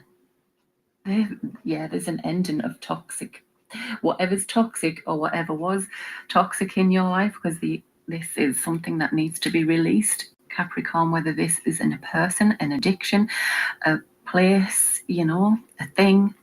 You could be moving from an unhealthy environment. You could be moving from unhealthy, a toxic workplace. But this is just beautiful. With the sun, yes, you felt stuck for so long, feeling of being stuck, but ready to release. There's something being released. It's an end, and it is Pluto. Pluto's coming to an end. It's going to bring in this gorgeous cornucopia, Capricornucopia. Gorgeous, right? Joy, abundance. The other sun card. Look at that. Isn't it gorgeous? Beautiful. All right, let's see what this sun card is talking about. I'm just checking the last cards here for the death card that we have just done. So I do feel like you reevaluated something here, but I feel like there was you were kept in the dark around something financially here. But there is a new offer coming in. There's a new beginning coming in. Somebody has regrets about the past. Don't know if that's you, Capricorn, or someone else, but there's definite disappointments in love. I feel like somebody's decided to just put their head into work instead of love because there was so much disappointment.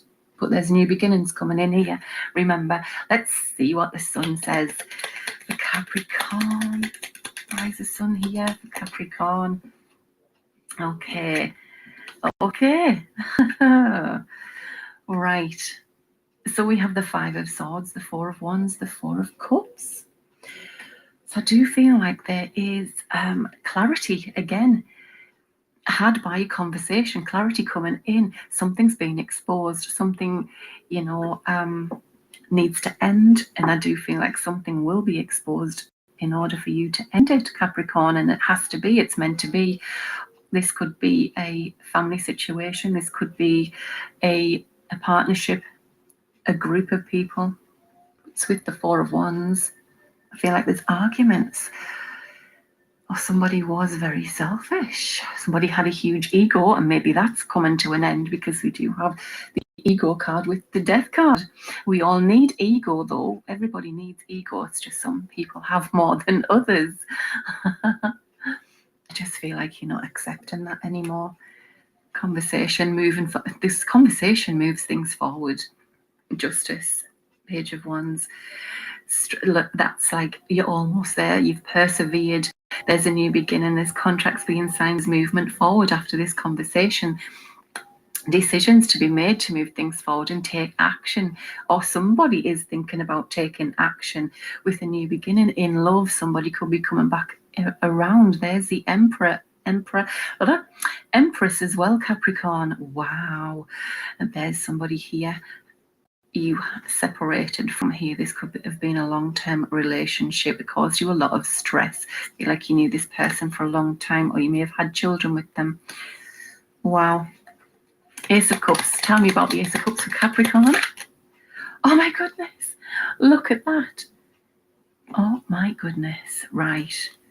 Oh wow. We have the Star with the Ten of Cups and the Ace of Cups. Somebody's dream, somebody's wish is coming true. Somebody's wish maybe to start a family is coming true. Somebody's wish to be with the one, the person they're meant to be with, that's coming true. Whatever your wish is, I feel like you're going to get everything you want. You are, look at this, the Star. This is healing, this is hope, this is inspiration, this is what we need, Capricorn. Wow. And on the bottom again is the conversations, the movement forward, the swiftness. Again, the same cards. You can't make this up. How, like, Queen of Cups. Persevering, opportunities coming in, justice, karma. What, you know, you could have been with somebody who was your karmic, but I just feel like justice is being served. You are getting what you've put so much in. Whatever you've put so much into, you're going to get back tenfold, you know. Let's see who this Emperor is. I love these mermaid cards, by the way, Capricorn. Oh, Capricorn, I'm going to pick a card. So I would like some, you know, ideas, whatever you think or want me to do. Pop them in the comments on what you fancy. We have the Ace of Swords with the Emperor. The Emperor in the recent past had a decision to make in love. Wow, and there is a breakthrough here. There is a conversation, a truthful conversation. I mean, there's a choice here. Did you have a choice? Did they have a choice? Oh my goodness. I'm going to stop saying that. I keep saying it. Right, somebody was indecisive, or someone had a decision to make in love and they've made it. They are, you know, thinking more clearly, seeing things in a different light. Another message I've got for this, Capricorn, is you stepping up and taking the lead of your own life. You know, new beginnings, seeing things more clearly, clarity comes in, breakthroughs happen, you step up, you take control. You're the leader of your own life. This is you in your power. The Devil card, you in your power, being stuck but becoming unstuck. Letting go of people in your life, cutting people out who no longer should be there. Right, I can't wait to move on to that Ten of Cups. Oh, new beginning, Page of Wands. Page of Wands, Ace of Wands. Oh my goodness me, Capricorn. And there is the King of Cups, the Ace of Wands, the Emperor. There's an ending to this Emperor. Look at that. The one that was confusing, who had too many options, maybe. I see an ending here. They may have, oh wow, yeah, it's almost, yes, somebody had an awakening, cutting people out of their life. There's a new beginning. You are building your legacy here. For some of you, Capricorn, there could have been an ending of a person. This could be splitting of assets. This could be, you know, a relationship, splitting of assets. There's the Ten of Pentacles. A lot of confusion around finances here is coming to an end. For some of you, this could have been a passing of a fatherly figure or grandfatherly figure. Condolences if this is the case. Sometimes it's an inheritance with this card, especially with the Death card, so close.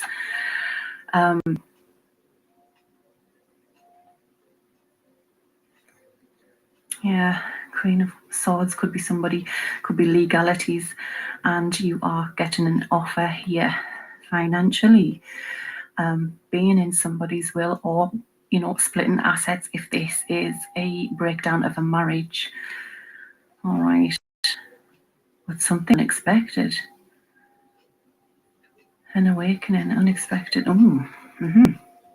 Like an awakening, a breakthrough again, isn't it? And seeing things more clearly, seeing the light and knowing exactly what you want to do. Oh my goodness, this is brilliant. This new beginning in love. Look at that. This King of Cups, somebody single here.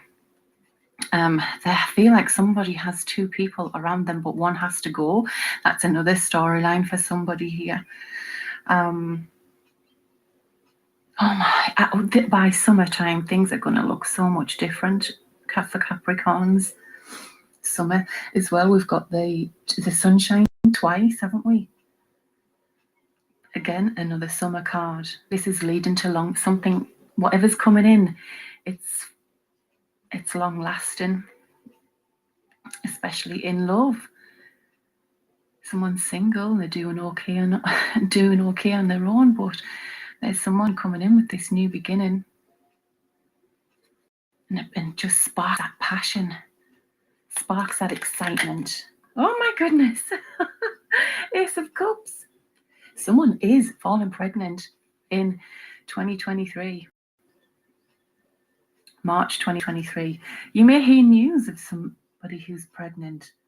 There's a lot of family. There's just, I feel a good feeling around home and family for Capricorns, where this new beginning is concerned, whether this is a new person coming in. This could be a new person, baby person coming into someone's family. But there could be news of a birth, news of a baby, news of a pregnancy for some. I just feel like it's what you've been waiting for. Meeting up with soul tribes. Some of you may be traveling as well. We have that again. Someone's coming in. Page of Cups, Knight of Wands, Three of Wands. That new beginning caused by this conversation. Oh my goodness. Look at this again. The Empress. This is you knowing your worth. Decisions needing to be made. And movement forward about this new beginning in love. Oh wow. Oh wow. Page of Cups. Tell me about the Page of Cups. Endings, 10 of Wands. This is someone who is, they've took so much on. There is, that's backbreaking.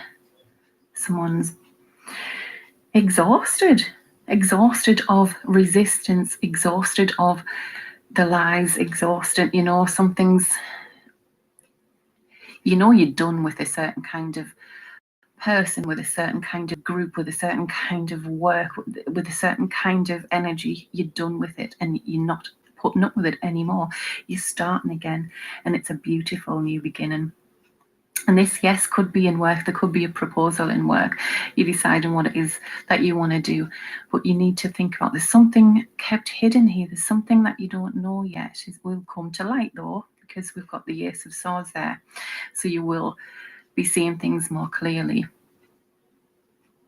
You're walking away from anyone who does not tell the truth. That's for sure. Any more on the Page of Cups? Oh, wow. Any more on the Page of Cups? We've got one out, which is the Wheel of Fortune. And the wheel is turning. The wheel is turning. You are going to feel like this. Strong, independent, you know your worth. Oh, wow, movement forward. Some of you will be moving. Some of you will be traveling.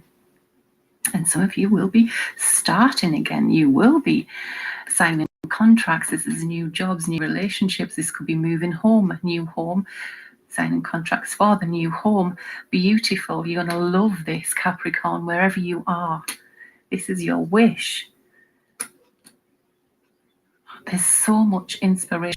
There's so much hope in this reading. I love it. And yes, this could be somebody coming back around.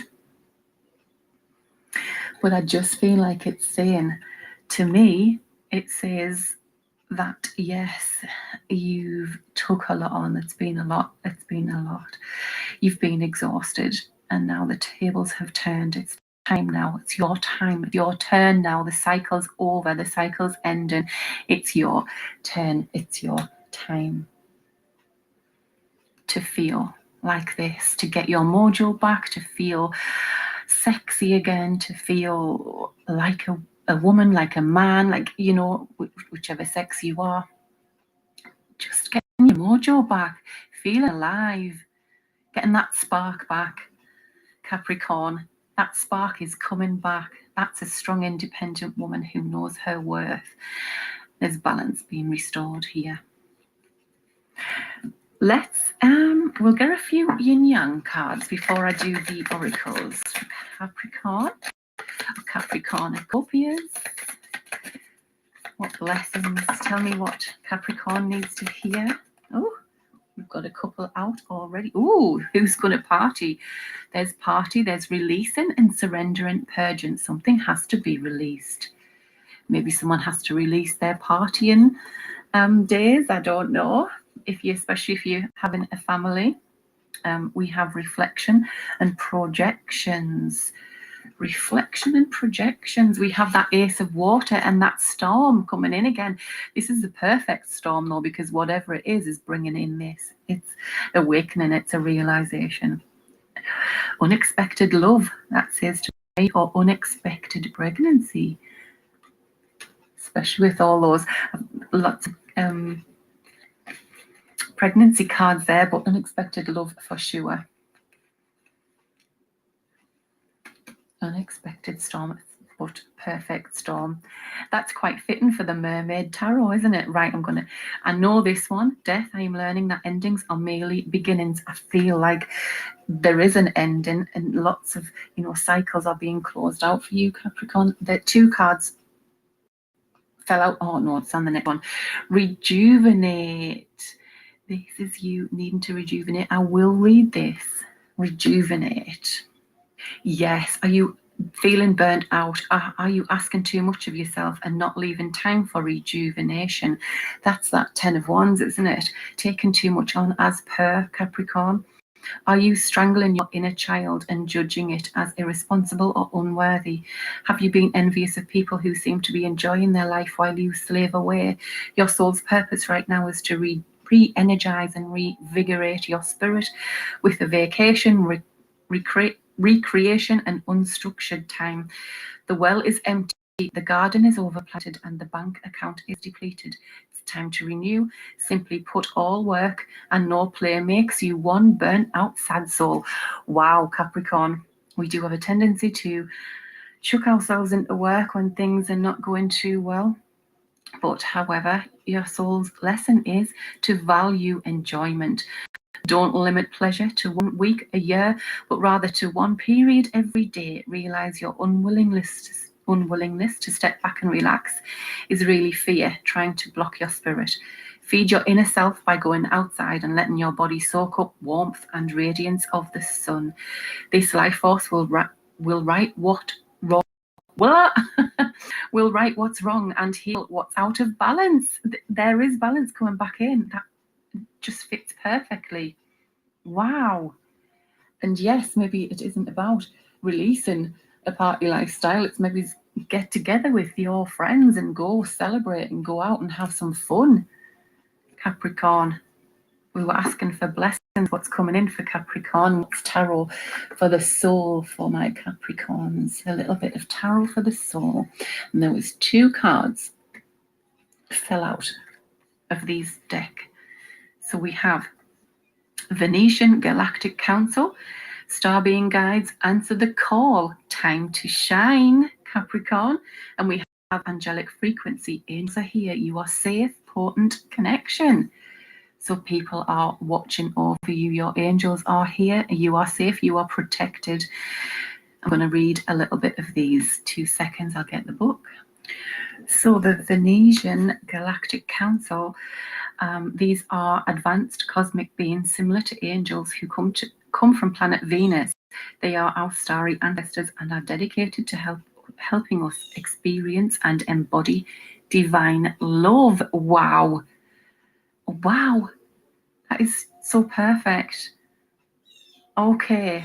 So there are millions of them, and many of us will have them working with us as guides. If you feel drawn to this information or strongly connected to the stars or star people, there's a good chance there are many extraterrestrials, at this time, many of whom will be connected to Venetian Galactic Council. It's governed by Lady Venus and Sanat Kamara. The Venetian Galactic Council is a divine board of directors who is responsible for recruiting light workers and leaders on Earth who have found a potential to make a huge difference by following the call of their soul. When they come to us, it's an honor and an opportunity to be reminded of a connection that was active before we came into this incarnation.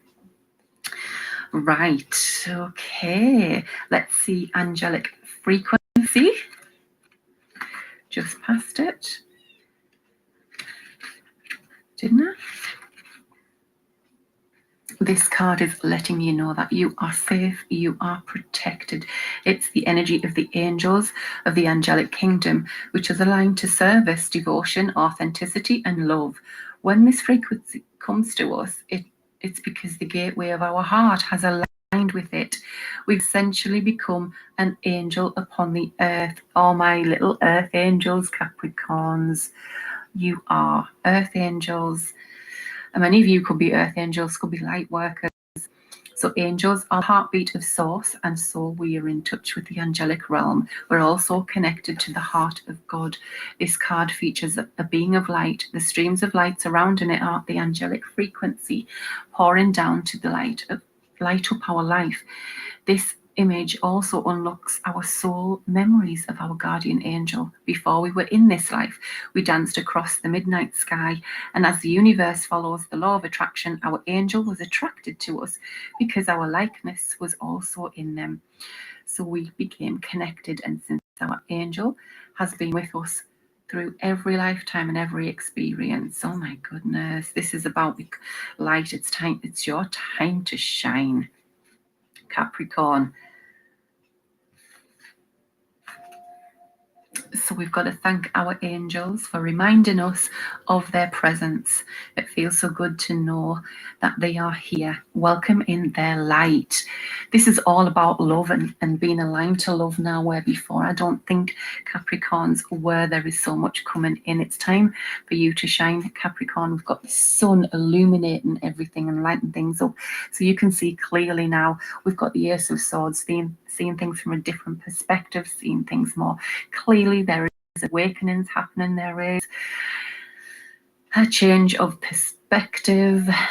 You know, it's breakthroughs are happening here, and I do feel like it's happening when the cycle closes out after Pluto has left our sign. I'm just going to check what's on the bottom. Loneliness. Aha! I know that I am never alone. Yes, because the angels are there to guide you. Count your blessings. Live from your spirit and be patient. Oh, well, we know about patience, don't we? Strengthen your gifts. If you have gifts, psychic gifts, whatever gifts, creative gifts, strengthen them. You've probably been doing that, and it's time for that to shine. Forgive and forget. Shine your light, Capricorn. Wow. Let's see what's on the bottom. Again, the sun, the central sun, abundance, downloads, regeneration, success. So much success is coming in for us, Capricorns. I'm so excited. Hello, collective. Welcome back, guys. I hope you all are doing fantastic today.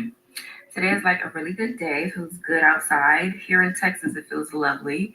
I'm so happy I'm not in the Maryland area anymore. That's where I'm originally from. I'm from Maryland, but the weather is trash up there. I'm just so happy that I'm not there right now. So I hope you. All right. I like this line right here. It's a good split. Okay. So we're going to start off with Pisces since it's Pisces' birthday. Okay. I know I keep forgetting to say happy birthday when the seasons change for all of y'all. Okay. Because I just can't keep up with everything. Okay. With the seasons, and when the seasons switch in the middle, like it's just too much. Or at the end, it's just a lot. Okay. So bear with me. But happy birthday, Pisces. I hope you all are like really enjoying your birthday season. Spring is upon us, or has it already started? I don't fucking know. But I love this. I love Pisces season because of the weather change. Okay, I love Pisces too, though. I have Pisces in my chart and my Vedic chart, but I love Pisces too. I'm a Taurus, so usually Pisces and Taurus, they get along.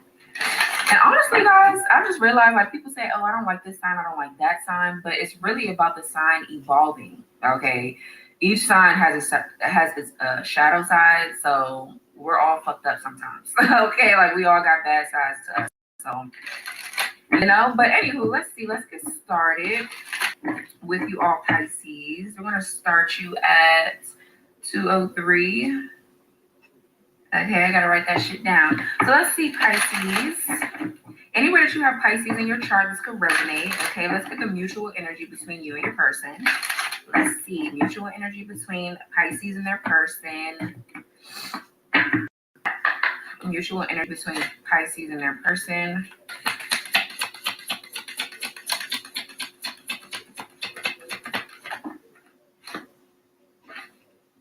I don't even want to look at it. Just one card, Spirit. Just one card. Mutual energy between Pisces and their person. These cards tend to flip out 2 at a time. Okay. I think these are the same cards that came out too. So we have fear of loss. Fear of loss keeps you from loving. And then we have filing papers, divorce or separation in the near future. Okay. So for some of you, I'm getting, if you were put in a third party situation, this person could be getting a divorce, okay?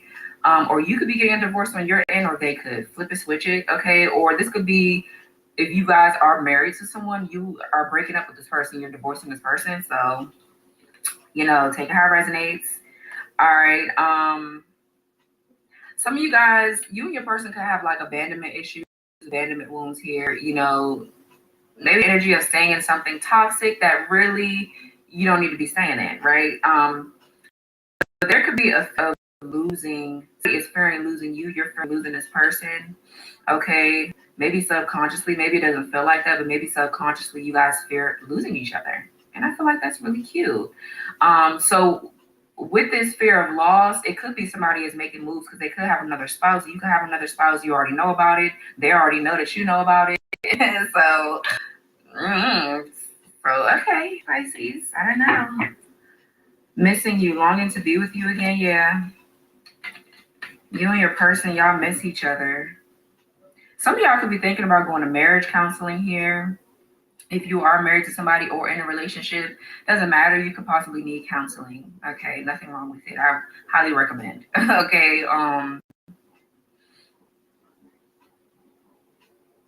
Yeah, for some of you, your person here was married. They were with someone else or something like that, and they was trying to work a relationship out with someone. And it just didn't work.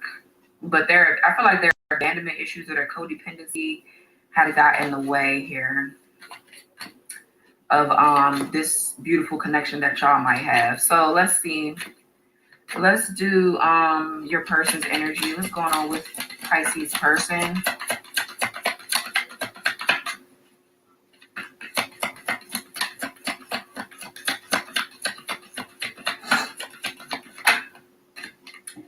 Damn, okay. See, it keeps coming out at a time. I don't like that. It's annoying.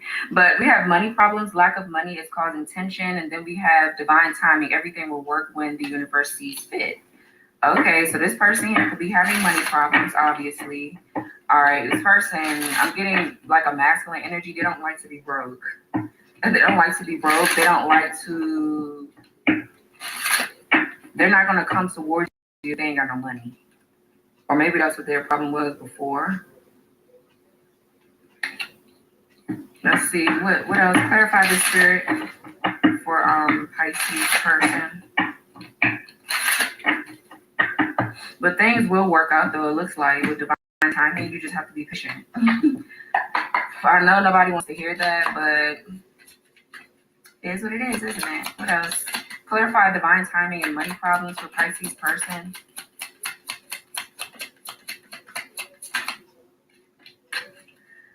So we have the 5 of Swords and the King of Swords.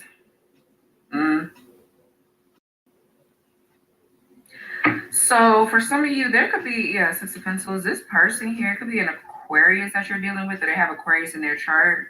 Someone can have an Aquarius Venus. Yeah, King of Swords is Aquarius, Capricorn cusp, but Aquarius. So there are some games being played here around this person's finances, it looks like.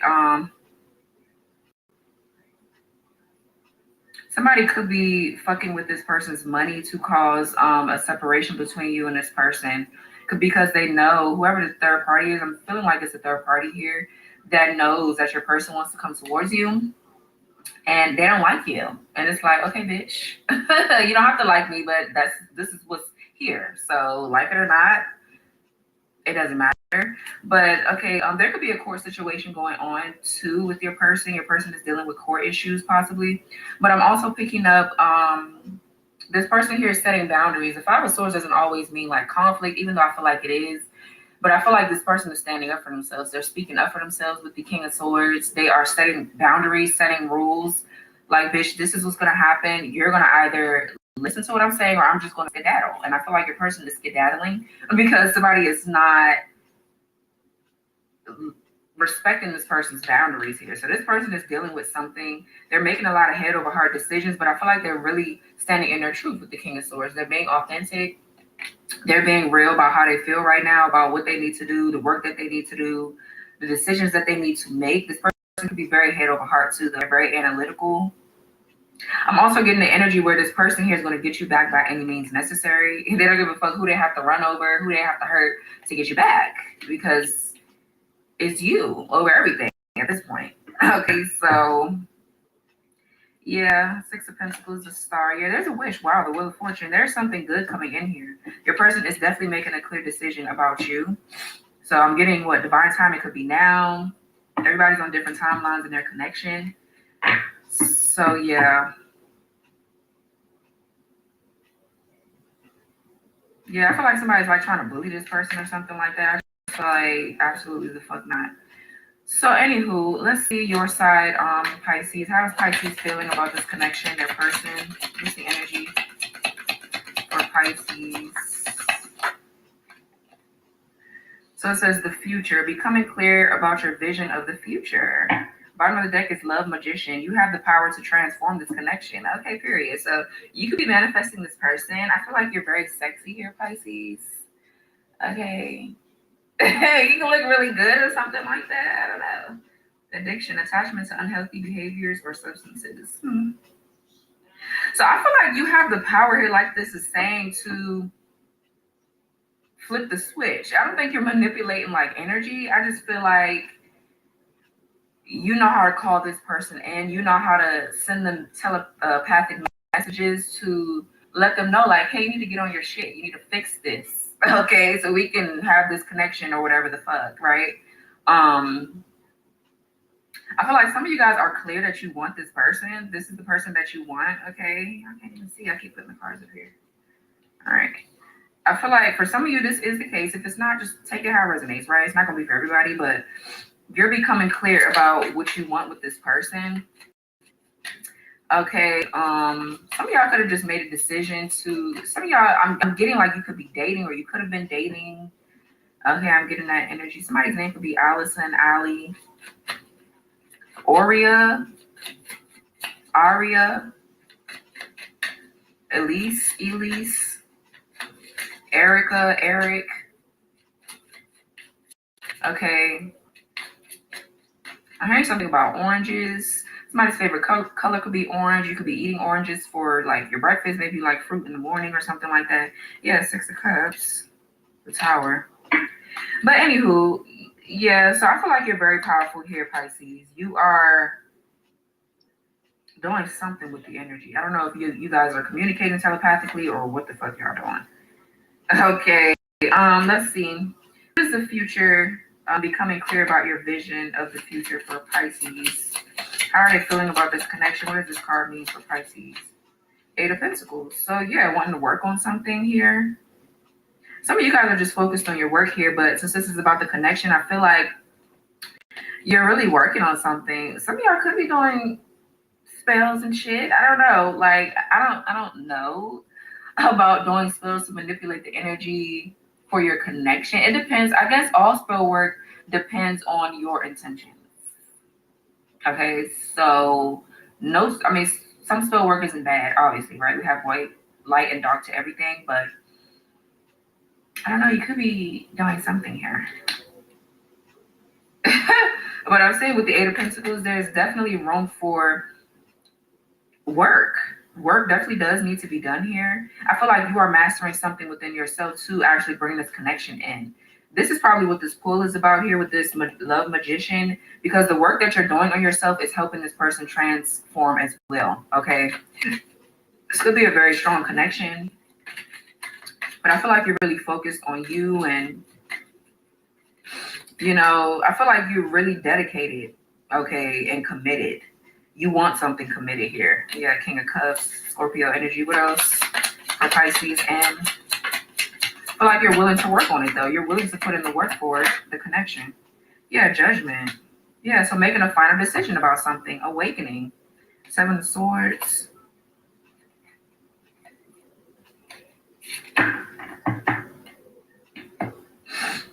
So with the Judgment here, you could be dealing, or, well, this is you Pisces, but you got Scorpio in your chart, Virgo in your chart as well with the Eight of Pentacles, or your person does, right? But, and remember guys, the roles can be flipped. This could be your person, this could be you, right? Flip it, switch it. But with the Judgment, this is definitely an awakening. It's making a final decision, okay, to work on something, to commit to something, okay, in the future. Or this is just you becoming clear. So I feel like you're putting your head back in the game is what I'm getting, because I feel like you kind of like didn't want to be bothered at first with this, okay? Because it's just a lot. It's a lot to try to hold this connection together when this person has a whole nother situation probably going on. So let's see the energy between Pisces and their person, Spirit.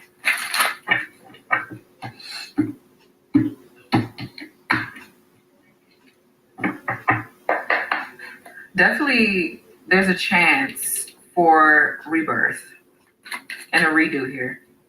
I feel like you feel, for some of you, you feel like this connection deserves a second chance. Okay, so let's see. New perspective. I'm seeing us with new eyes. It's all so clear now. Yeah, that's what I'm getting from your end mainly. I feel like your person is too. They're doing the work to clear out something, but you are definitely seeing this person as like your person. I feel like I really do. A lot of red here. So somebody is definitely standing in their power, setting boundaries. But yeah, so I feel like this is you and your person. Y'all shift perspectives here. What else? Okay, that's too much. What else?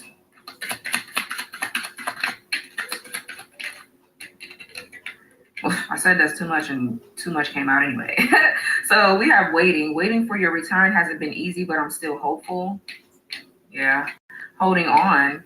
It hurts to let go, but sometimes it hurts more to hold on. Yeah, I feel like that's where you're at, and you're just focused on whatever the fuck you have to do, but you know what you want, though. I feel like you want this person just like they want you. Okay, then we have new beginning.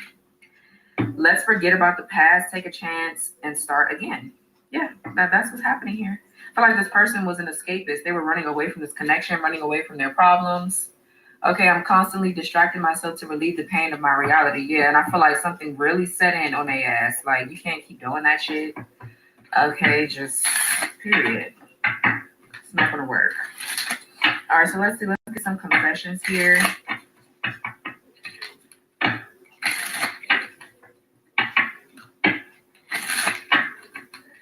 For the energy between Pisces and their person, confessions. Let's see.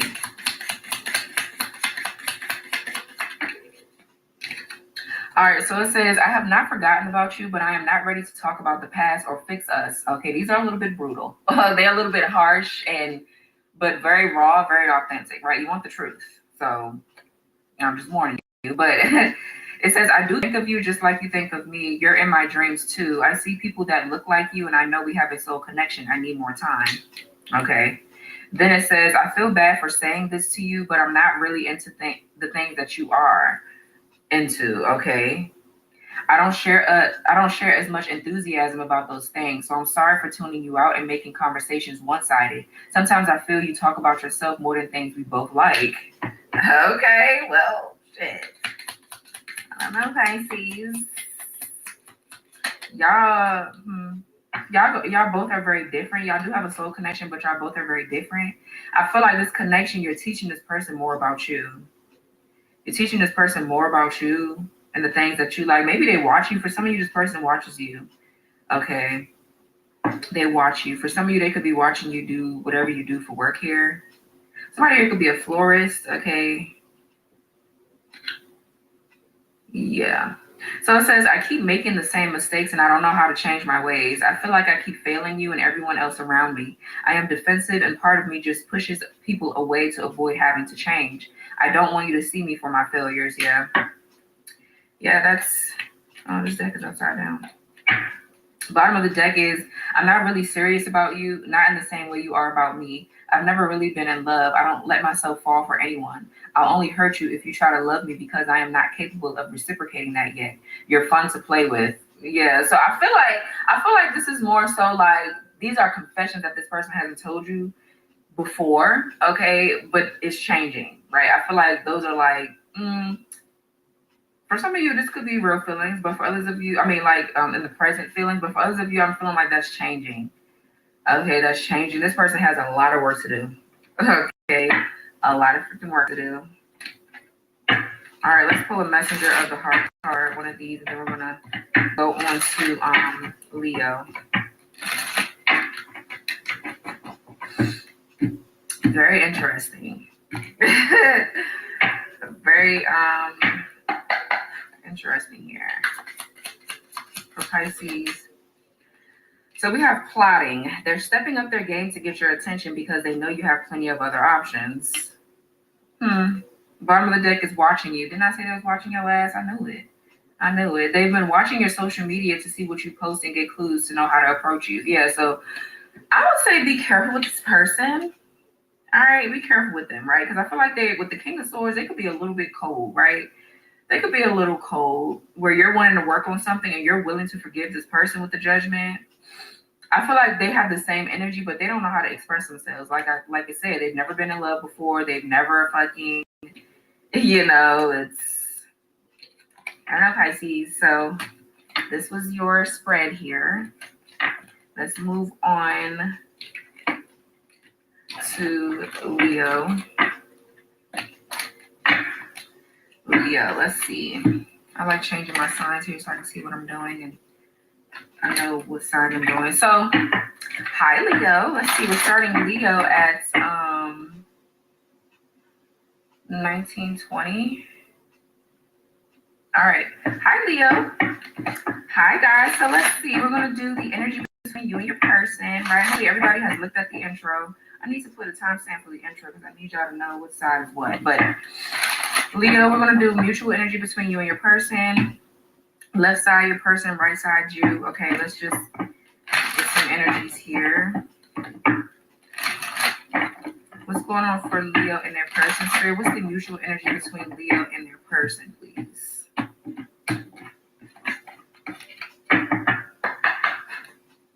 Mutual energy between Leo and their person. So we have obstacles, overcoming differences together. Okay, beautiful energy. Yep, power couple, bottom of the deck. Building an empire is within reach for you. Okay, period. You and your person could be very like fancy people, or the person on your mind, whoever that might be. You and that person could be very like fancy people. Okay, very luxurious. Y'all both want the same things as far as your lifestyle. A luxurious kind of like lifestyle here. You both are about your money. I'm getting like Queen of Pentacles, King of Pentacles energy. So something I feel like could last, something could definitely turn into marriage between you and somebody. Okay, between you and this person. But you and your person are overcoming difficulties together. Maybe you guys are separate, but energetically you guys are together. You guys can feel each other's transformation when each other is going through something horrible or good or whatever, But this is good energy. But some of you guys, you could be with your person, right? And same thing, right? So I feel like I'm hearing like a conversation could be coming up between you and this person where you guys are going to talk about what has happened between you both. So let's get Leo's person side. What is their energy like right now? What do they feel about the connection that is going on in their life here? So let's see.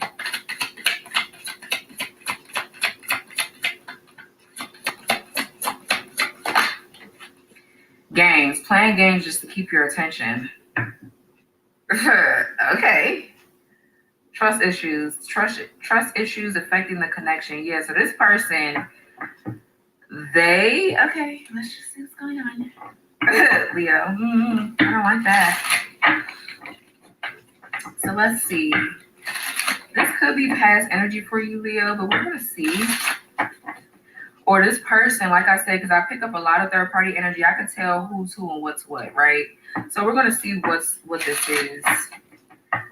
Why is this game playing games just to keep your attention here for Leo?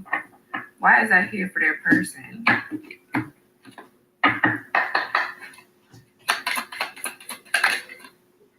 Seven of Wands. Ace of Swords, Page of Cups.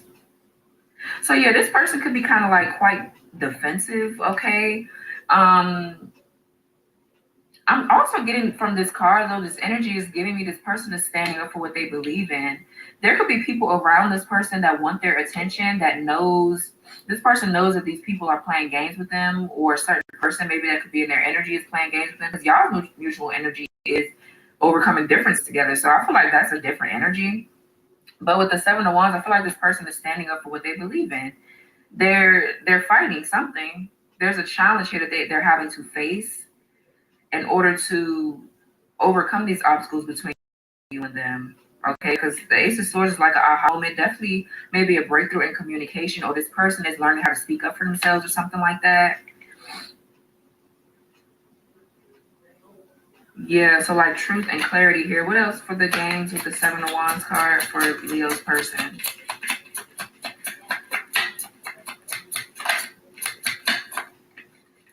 Two of Swords.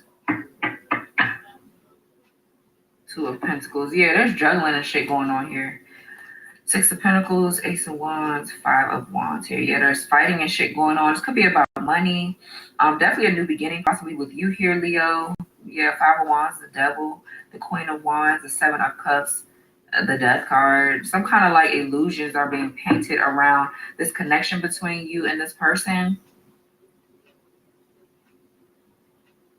So the Two of Swords, yeah, it's like anxiety, feeling overwhelmed, feeling too overwhelmed to make a decision. Okay, but this could also talk about there's just a lot of secrets or a lot of things that's hidden, I feel like, around this person that they are clearly not seeing. Okay, definitely Two of Swords is like trying to avoid making a decision or feeling too overwhelmed to the point where you can't make a decision. What's this Two of Swords? Let's see.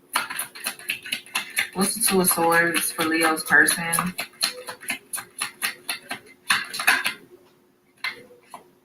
Two of Cups. Yeah, you guys could be saying 222. The Hierophant.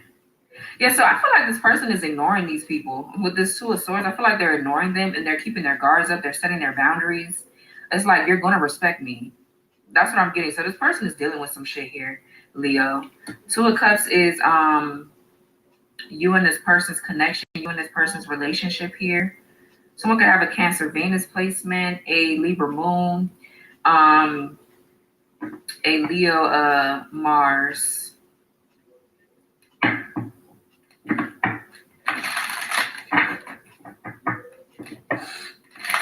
Yeah, they're standing up for this connection. They're standing up for you. They're fighting for themselves. I feel like they're going through a lot here.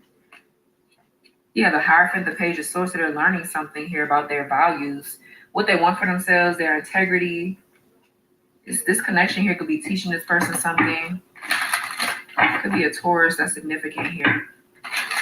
But this person, though, if this is their energy, they're very guarded, they're very defensive. Okay, if this is them, this person is just, they like to be in control of things. So they act like they don't see whatever the fuck this is. They're in love with you. They're really in love with you. But they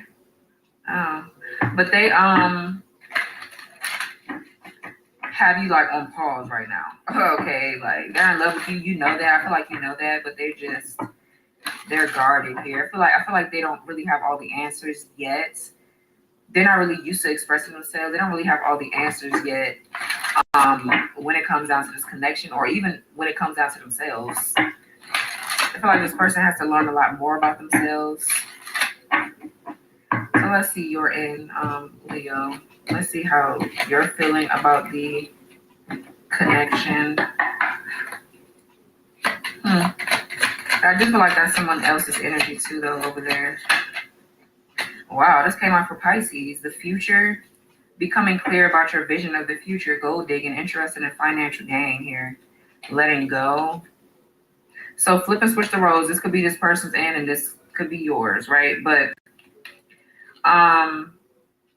refusing to accept the reality of this connection. Yeah, this person, they're guarded because, like I said, they really don't have all the answers about this connection. Like, they never did had a connection like this before. So it's like they don't really know what the fuck they're doing. Okay, so let's see.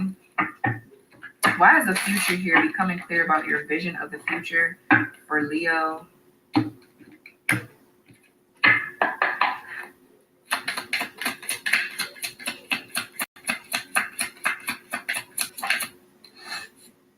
Two of Wands. Yeah, so you're making a decision here. Some of y'all could be like turning your back on this person, but I feel like this is strategizing. This is planning. Okay. I feel like the energy is flip-flopped. But some of y'all might have to make a choice too. You could be dealing with someone else, Leo, while this person is over here doing whatever the fuck they're doing. You could be dealing with somebody else, and it's like maybe you're turning your back on a person that you're dealing with, or this is this person.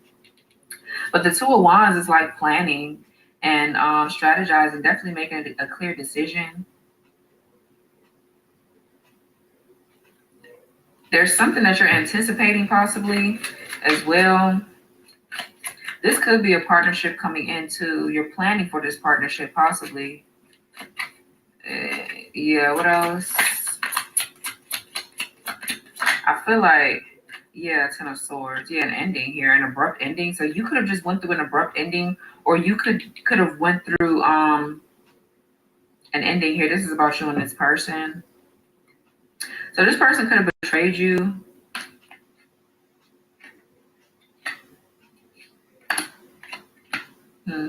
This person here could have definitely betrayed you. Okay, it could be a Gemini here. You could have Aries, Mars in your chart. I feel like they left you here waiting, Leo. They left you waiting, so you feel betrayed. You definitely feel betrayed, okay? And I feel like the worst of a situation is over now, so you're moving forward.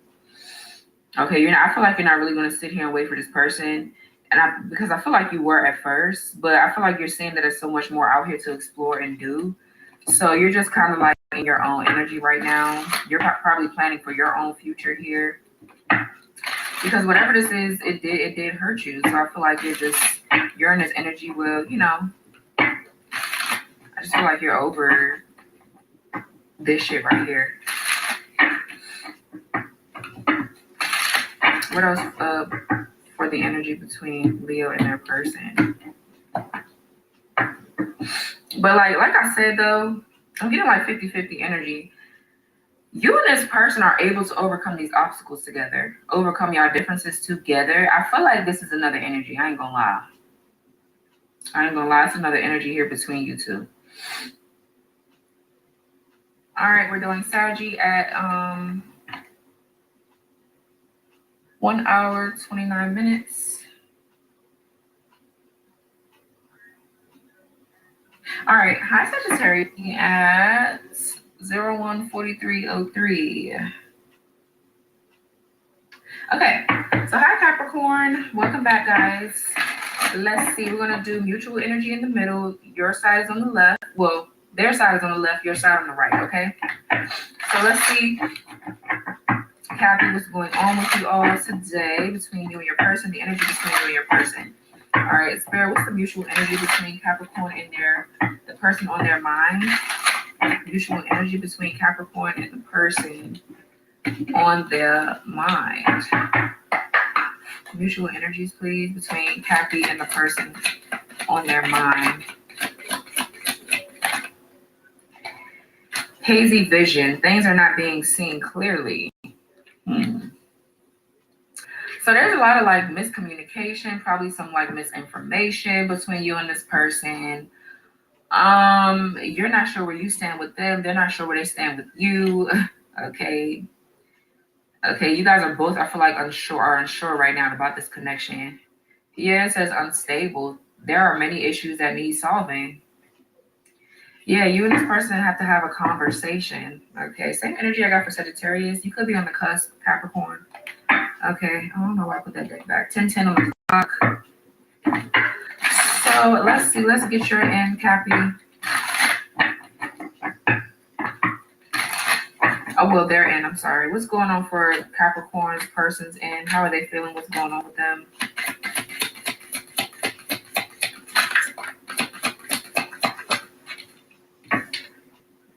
confined, feeling trapped in this connection. Bottom of the deck is Love Magician. You have the power to transform the connection. I'm getting like Eight of Swords energy. Someone could have a Gemini Jupiter here. So someone feels bound to something. I feel like somebody's like trying to run away, but they can't. Your person. This person could be restricted in other areas of their life as well. They're in maybe another connection, or they feel like they're stuck in another connection. But let's see what's confined here for Capricorn's person. What does that mean for Capricorn's person?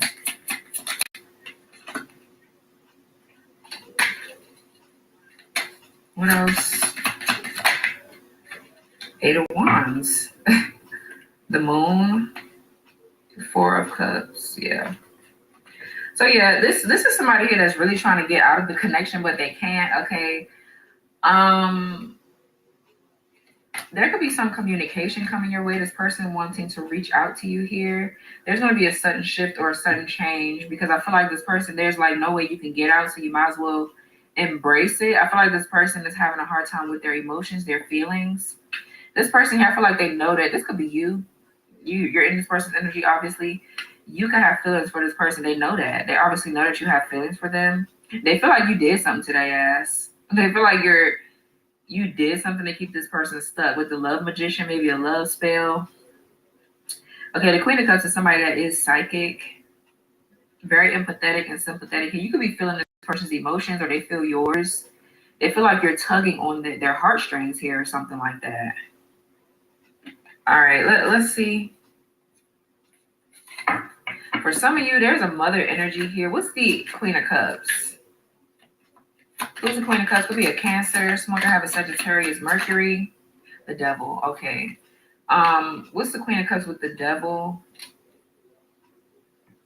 That's Capricorn energy. It could be another Capricorn here. What's the Queen of Cups with the Devil?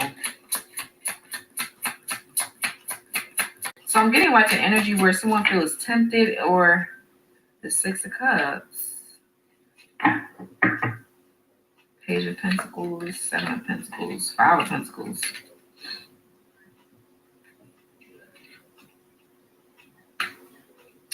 For some of you, I was getting to that this person could be stuck with someone from their past. This other person could be saying that they're pregnant.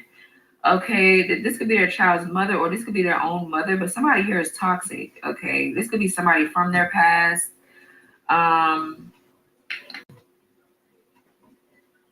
I feel like there's a lot of nostalgia. This person is thinking about you, but they could have kids with someone from their past that they feel confined with. They feel confined in a connection, in a relationship.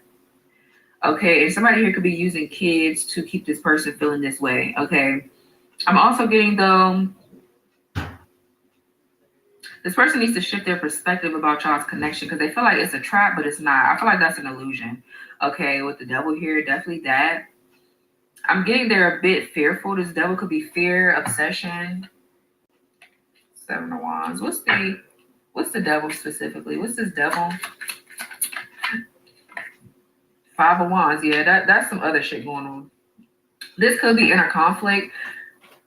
Okay, there's somebody, the Magician. Yeah. Someone is, for some of you, I'm automatically getting someone is doing like conflict magic or something like that. There could be multiple people here that are like, somebody's in competition with you. It could be their child's mother or whoever the fuck it is. But someone is definitely, could be a Scorpio here. Okay, that's like sending a certain kind of like energy or something like that, where they feel trapped in something. Things are not being seen clearly. There's some kind of like illusion. What's the Eight of Wands right here? The Empress. Yeah, we have two queens here. Well, the Empress and the Queen of Cups. The Ten of Pentacles, the Knight of Swords, the Page of Cups. So yeah, I feel like they were feeling trapped. This could be past energy. They were feeling trapped. But I feel like now they're seeing that something, there's competition with you and this person. I feel like they're going to reach out to you. With the Eight of Wands and the Empress, that could be you, Cappy, the Empress.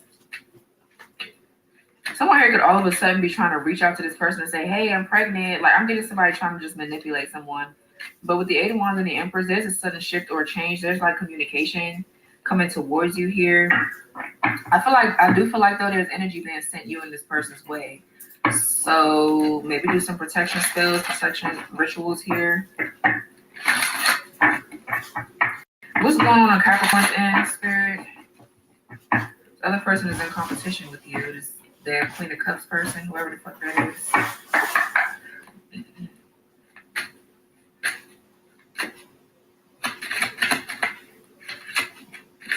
What's going on for Capricorn's end involving this connection with their person? How are they feeling? Masquerading, pretending to be what you like, pretending to be what you like in a partner. Gold digging, interested in financial gain here. Yeah, I feel like that. So the roles could be flipped, but you could be dealing with the gold digger. I don't know. Hopefully not. Shit. Or your person, yeah, the roles could be flipped. Your person could be a Capricorn, and this is just their energy. This is just all of it, possibly. But let's see. Some of you guys could be wearing a mask here. Okay, yourself. That's something that maybe you need to heal from. Maybe you're not being authentic, but I feel like somebody is like wearing a mask to they're not being authentic. Okay. Let's see if somebody's here is financially abusing somebody or trying to steal from someone. Why is masquerading here? The Two of Cups and the Two of Wands here. You guys could be seeing 222. So yeah, so you could be hiding your feelings too. This person here doesn't know how you really feel about them, or maybe you have told them, but maybe not in a while. You get what I'm saying? So I feel like this person wants you to reiterate how you feel about them, but it's like they haven't said shit to you about anything. So it's like, why should I be doing that? I feel like you already know how I feel. So now it's on you to make the move, right? It's on you to finally say what the fuck you need to say.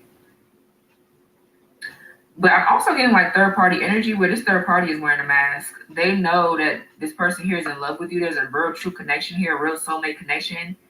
And somebody here has made a decision. They chose you with the Two of Wands. So I feel like there's planning for the future here. Or you could be anticipating something. Capricorn, this could be you. You could be like really trying to see what's going on here. You could feel their energy. You could feel the pull possibly.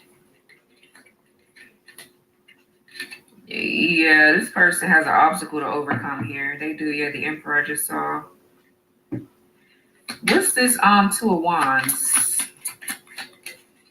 The Death card. The Five of Swords. Yeah, somebody in y'all energy manipulating shit. Ace of Pentacles, Ten of Cups, Knight of Swords, Ten of Pentacles. Yeah, this is where you're supposed to be at. I feel like someone here is just mad about it. They're trying to separate you two. And I feel like they're doing work too. They're doing spell work to cause like to obstruct your view of them. What's this? Two of Cups. Scorpio energy. So that somebody is going through a transformation, or this could be you going through a transformation. Something is like ending permanently, I feel like, though. And this is helping your person transform or helping you transform here. What's Two of Cups? Nine of Swords. Yeah, somebody's like nervous and shit about this connection. Yeah, your Emperor. The Queen of Swords here, the Justice. This person could be going through a divorce, or yeah, they're trying to get rid of somebody's ass. That mother figure, whoever the fuck it is. They're trying to get rid of that person. Someone could have a Cancer Venus here, an Aries Mars, a Gemini Mars. So yeah, there's like nervous energy. This person here is worried. They're stressed. Or this could be this damn third party. I'm getting all, okay, children, yeah. Something. I see children here and So we have children. Children are important to me and it's affecting our connection. Yes, somebody here could be saying, like I said, somebody's saying that they're pregnant or, you know, what about the kids? How you going to leave your family like this? Bitch, easy. I don't want to be with your ass. To the little bitch, but don't keep my kids from me. Somebody's like a loser. Whoever the fuck this other person is. Okay. It says nothing solid. I can't offer you anything solid right now. Please be patient. Twin flame, I remember who you are. I've loved you before. Compromise. Let's find a way to compromise instead of giving up on us. Attraction. You're so beautiful. I get butterflies when I see you and moving secretly. I'm moving in silence. Things will change soon. Bottom of the deck is commitment. Let's take it to the next level because nobody else matters. Yeah, making an effort, opening up. Yeah, this person, that's what's really going on here. This person is trying to move in silence, and there's like arguing and fighting and shit. Because this other person knows that they're in love with you. And I feel like your person is nervous about really, opening up, but they're nervous about really telling you what's really going on. I feel like you already know. Somebody is like broke and needs your person to stay around and take care of their stupid ass. It's like, bitch, just give me my kids. If you're not in a predicament to take care of the kids, then let me have my fucking kids. Somebody don't want that truth to come out though. They don't want shit to get real. You know, somebody's just annoying. Let's get some confessions. All right, so it says, I keep making the same mistakes and I don't know how to change my ways. I feel like I keep failing you and everyone else around me. I am defensive, and part of me just pushes people away to avoid having to change. I don't want you to see me for my failures. Yeah. Then it says, I am still working on the broken parts of me. I don't want you to see my flaws or mistakes. Yeah, this person is just hiding. They're in love with you though, but they're really hiding from you. Like, they don't want you to see them fail. Okay, this person is used to being like criticized or judged harshly, so they have to be perfect. They could be a bit of a perfectionist. They don't. Okay, it says hiding my feelings only makes things worse, but I don't know how to open up to you all the way yet. Don't give up on me. I'm only human just like you, and I want things to be better. And it says there are so many people relying on me that I don't know if I can be reliable to you too.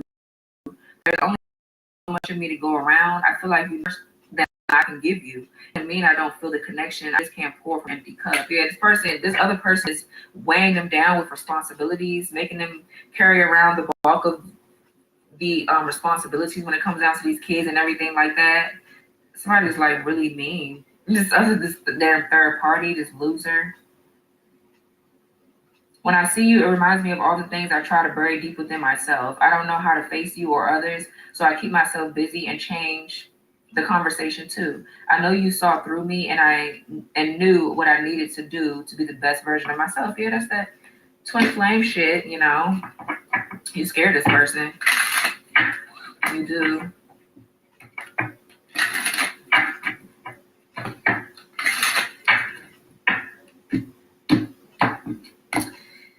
So let's see.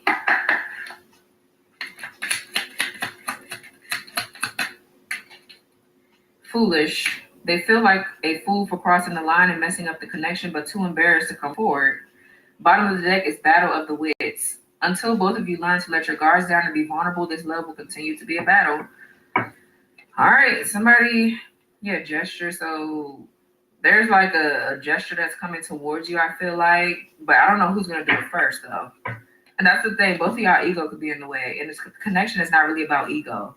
If you feel like you want to say something to this person, you're going to have to speak your mind, say what you need to say, but don't really look for anything else to come from it. That's you being authentic, right? You don't go into shit expecting this, expecting that. Kind of like put your ego and your expectations to the side and say what you need to say, even if you've been the first one to say things most of the time. If you know that this person has a problem with that, then, and if you really love this person, because the connection is all about unconditional love, right? You don't have to tolerate their bullshit, but if you love somebody, you don't give up on them, quote unquote. You don't have to be romantic with them, but if you do want to be romantic with them or love them, then in a twin flame connection, you have to put your ego to the side, right? Like maybe this person needs you to pick up the slack in the connection until they can actually pick up the pieces and pick up the slack where you fell at, right? I mean, that's what unconditional love is about, right? I'm not saying unconditionally tolerate the bullshit, but definitely if you love this person, I feel like you should say something first. Other readers would say, because they don't know shit about twin flames, they would say, oh, well, don't say nothing first because da-da-da-da. But look at it from a different perspective, okay?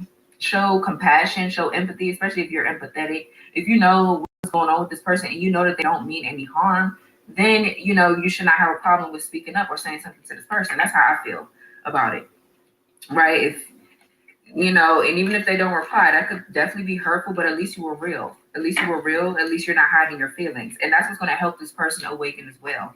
It is. If you kind of like bite the bullet and do that, they will do the same thing eventually, right? You'll feel, if you're in a twin flame connection, you'll feel the connection growing energetically, right? And it has to grow energetically while you guys are apart. Y'all have to grow individually in order for you guys to be brought back together correctly. Okay, so that's just some advice. I know. I'm just saying, right? So Anywho, this is your reading, Capricorn. Love you guys. Let's move on to Aqua. Aquarius. Let's see. Give me a second. Aquarius, Scorpio, Libra, Cancer. All right. Thank you for your patience, guys. So let's see. Let's do Aqua. What's going on for Aquarius? Hi, Aquarius. Okay, let's see. Let's tap into you guys' energy, you and your persons. We're going to do mutual energy between you and the person or your mind. Your person is going to be on the left. You're going to be on the right. Okay, so, excuse me. Let's see what's going on for you, Aquarius. Let's see. What's going on here for Aqua? Mutual energy between Aqua and their person, the person on their mind. Mutual energy. Caught in a compromising position. Ugh. Games, playing games just to keep your attention, abusive, emotional, or physical abuse. Children. Okay, Aquarius. So maybe both you and your person, for some of you, your person is like heavy in your energy with this stuff that's going on here. So there's an energy of being caught up. I don't know what else to say about it. Okay. Somebody has gotten caught doing something or something like that is happening. Let's see. What's going on with your person here, Aqua? Okay, the roles could be flipped. You could be here, they could be there, right? But, you know, let's just see what's going on. What's going on for Aquarius is like Aquarius's person. What is going on with them? What's the energy?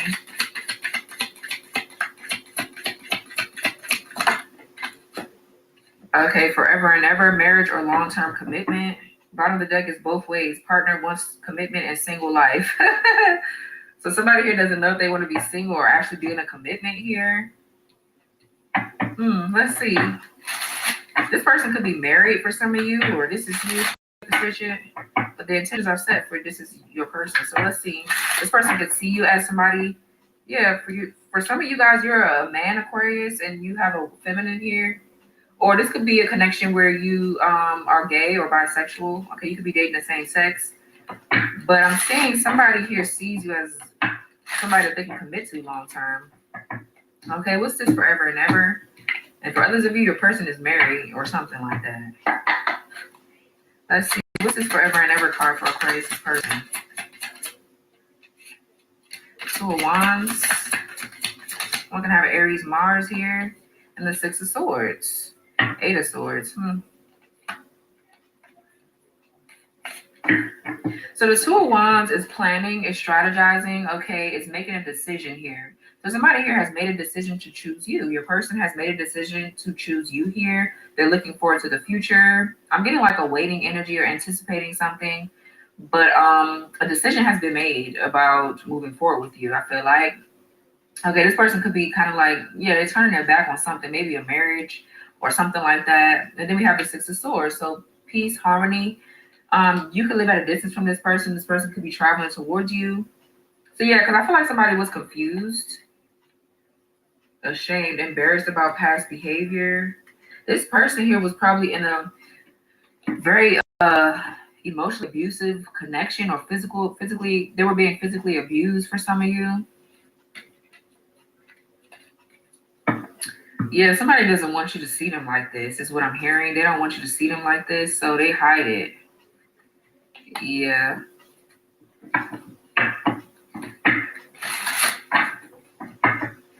What's the Six of Swords?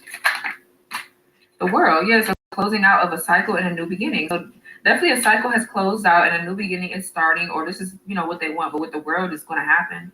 Okay, so because it's a major, so definitely the closing of a cycle, a completion of a cycle. Okay, and moving into something new. All right, a goal has been achieved. Someone here could definitely be moving at a distance, or if you're at a distance from them, they could be coming towards you to kind of like resolve whatever the problem is between you and this person.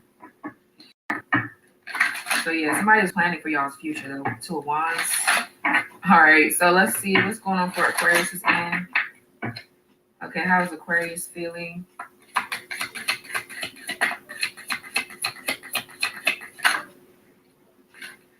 Money problems. Okay, lack of money is causing tension, and then we have forgiveness. Forgiving will benefit this relationship. Bottom of the deck is missing you, longing to be with you again. Yes, somebody here is missing you. They could be having financial issues. All right, your person, or this would be you, Aquarius. Okay, definitely getting. I always get that with you guys, Aquarius. It's you, or it's another Aquarius that you're dealing with, right? But I feel like this person wants your forgiveness. Okay, they want you to forgive them here. What is this money problem with forgiveness?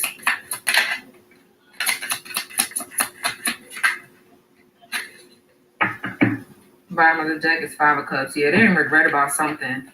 So we have the Six of Cups, Scorpio energy, Two of Swords. Someone can have a Libra moon. Yeah, more Scorpio. So I'm getting, this is your in Aquarius. I feel like you have feelings for this person, like very deep feelings. I feel like you care about them. Okay, there could have been a decision between two. Somebody's having to make a lot of tough and hard decisions here. And I feel like this person is having a hard time seeing into the future. This person likes to know where they're going, where they're headed, but they can't really control their emotions either. You can't help who you love or who you have feelings for. So I feel like this person is trying to make some really tough decisions here without really knowing a lot of like information. All somebody here knows is that they have feelings for you, right? I feel like they've been trying to avoid these feelings or hide them. They're definitely hiding them with the Two of Swords and the King of Cups. But there's a lot of nostalgic energy. Someone here misses you. They could have made a decision here, or you could have made a decision to go back towards someone from your past. But I'm getting more so, there's a reconciliation soulmate energy with the Six of Cups. What's the Two of Swords about? Definitely somebody at a stalemate. They feel stuck. What's the Two of Swords?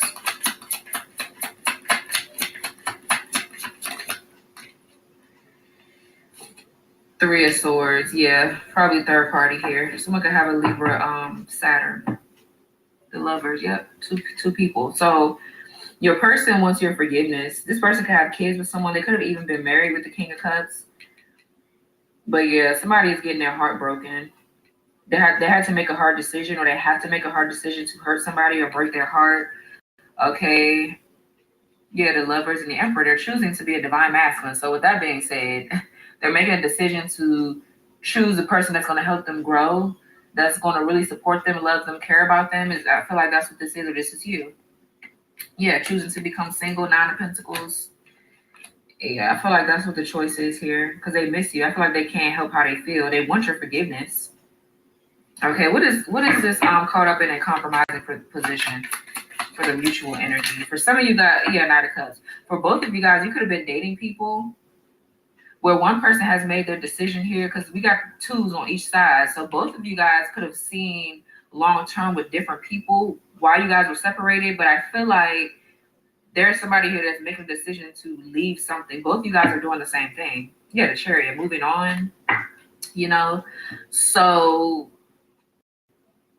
yeah, both of y'all are making the tough decisions here to leave people behind, because there's an energy of you missing this person. They miss you, you miss them. So excuse me. This card is not supposed to be in here. Let's see.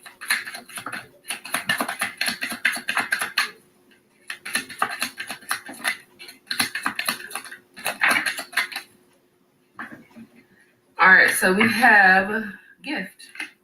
Here's a small token of my love. So this person could be wanting to come in and give you some kind of like gift, give you something. Yeah, with the Six of Cups, it could be a gift. Nothing is solid. I can't offer you anything solid right now. Please be patient. Okay, slow down. There's no need to rush it. Slow down. Let's take our time. Separation. I had to walk away to find what I deserve. Contemplation. I've been thinking a lot about us. Tell me, do you think of me too? Yeah, both of y'all want to know what's on each other's mind here. Then we have love strike. I have been swept off my feet. Random, unexpected, amazing. And then we have revealing. I'm ready to express what's been on my mind. Wow. Bottom of the deck is perfect match. Yeah, ending, celebration. The other. So somebody here is ending something with the other person, with the third party energy. You could have had a third party, they could have had a third party, or however it's going, but both of y'all are choosing each other. That's what I'm getting from this. Okay, somebody could really like bowling. They could be into cars here. Somebody could be very theatrical, very dramatic. Okay. Somebody could be an actress. Okay, this third party could be an actress, a professional actress.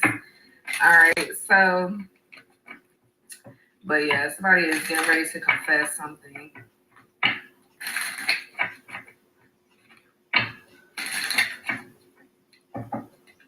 I feel like they're scared. They're scared because they know that they broke your heart here, so they don't know what to expect. Let's get some confessions here.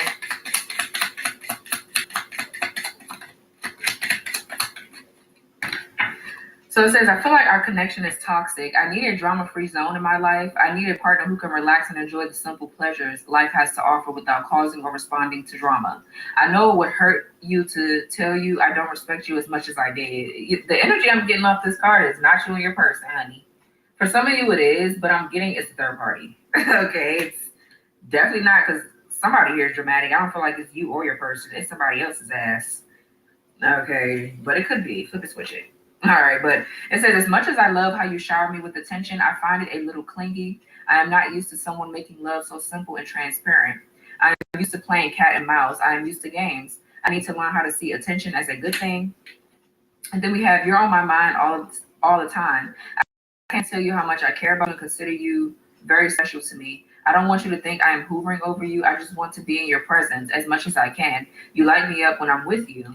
Wow. Bottom of the deck is, I think you are one of the most inspiring people I ever met. I love your passion and enthusiasm about life. I enjoy watching you succeed. You help me be the best version of myself, and I am thankful for you. I am thankful for your compassion and kindness. That's so sweet. Yeah, your emotional sensitivity is beautiful, but sometimes I just don't know how to comfort you when you need my support and caring words. I am intimidated by your independence and how you are so put together. I haven't always been the most financially responsible. I have debts to pay. Yeah, this person is having money with their, I say having money with their problems, having problems with their money. Okay, so they don't want you to see them like, they want you to see them as somebody that has money, they can take care of you, They don't want you to see you, they don't want you to see them when they're falling short, and that's not okay, right? You need to see that side of them, right? They don't want you to see, because they're scared of rejection is what I'm getting. They don't want you to reject them or see them as less than or whatever. Because I feel like this is how this third party treated their ass. As soon as they didn't have something, this third party would scold them or act like an ass. Damn, I didn't even put when I started Aquarius's reading. Damn, okay. I just realized that. Okay, yeah, so we have power couple. They see that both of you have an equal exchange of power, which can make you unstoppable as a couple. Yeah, definitely those vibes, resistance. They need time to answer the call of their soul and step into higher levels of consciousness. So yeah, they're growing, they're maturing. They're doing a lot of shadow work possibly. Okay, or this is you. Both of y'all possibly. So this was your reading, Aqua. Love you all. Let's keep it moving. We only got, what, 3 more to do? Okay. So you and this person have the potential to be something really, really good. I feel like they have to stop with this insecure shit first. All right. I feel like they're insecure for nothing, but this person has to heal. They have a lot of issues. A lot of past issues that are affecting y'all's connection. Oh, damn. So next, we're going to do Scorpio. Let's see. I'm not going to forget to do Scorpios. We're at 02/13/56. All right, so Libra. Not Libra, Scorpio. So let's see. Hi, Scorpio. Welcome back, guys. Let's do mutual energy in the middle. The energy between you and your person in the middle. Left side is going to be your person. Right side is going to be you. Okay? Flip the roles. Okay, they can be flipped. All right, so let's see what's going on here. What's the mutual energy for Scorpio? What's the mutual energy between Scorpio and the person on their mind? Mutual energy between Scorpio and the person on their mind. Settling, accepting less than you deserve. Bottom of the deck is unfulfilled, emotional or physical needs unmet. Wow. Okay, so both of you guys, you could be in separation from the person that's on your mind, but you both could be dealing with different people at this time in your journey, but you don't like it there. You don't like it there. For others of you, this could be a connection that you're already in with this actual person, and you're settling, you're not fulfilled there physically or emotionally. So the lesson could be to know your worth, not settle. Okay, I don't know why I'm putting that down. Okay, so both of y'all could be settling in some shit. There's a lesson here about learning your worth between both of you. So let's see. Speaking up for yourself, setting boundaries, not staying in something that's just not fulfilling. You know, it's not fair to you or the other person. So let's see what's going on for Scorpio's person and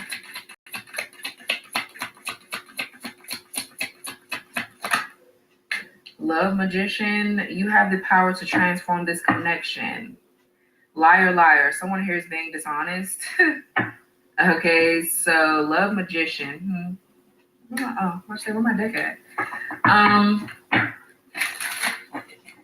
So I'm getting like manifestation energy. You could be dealing with the Virgo, Gemini. I'm hearing Aries too. This could be your person sign. So this person probably is trying to transform or change this between you and them. Let's see. What's Love, Magician for Scorpio's person? What does that mean?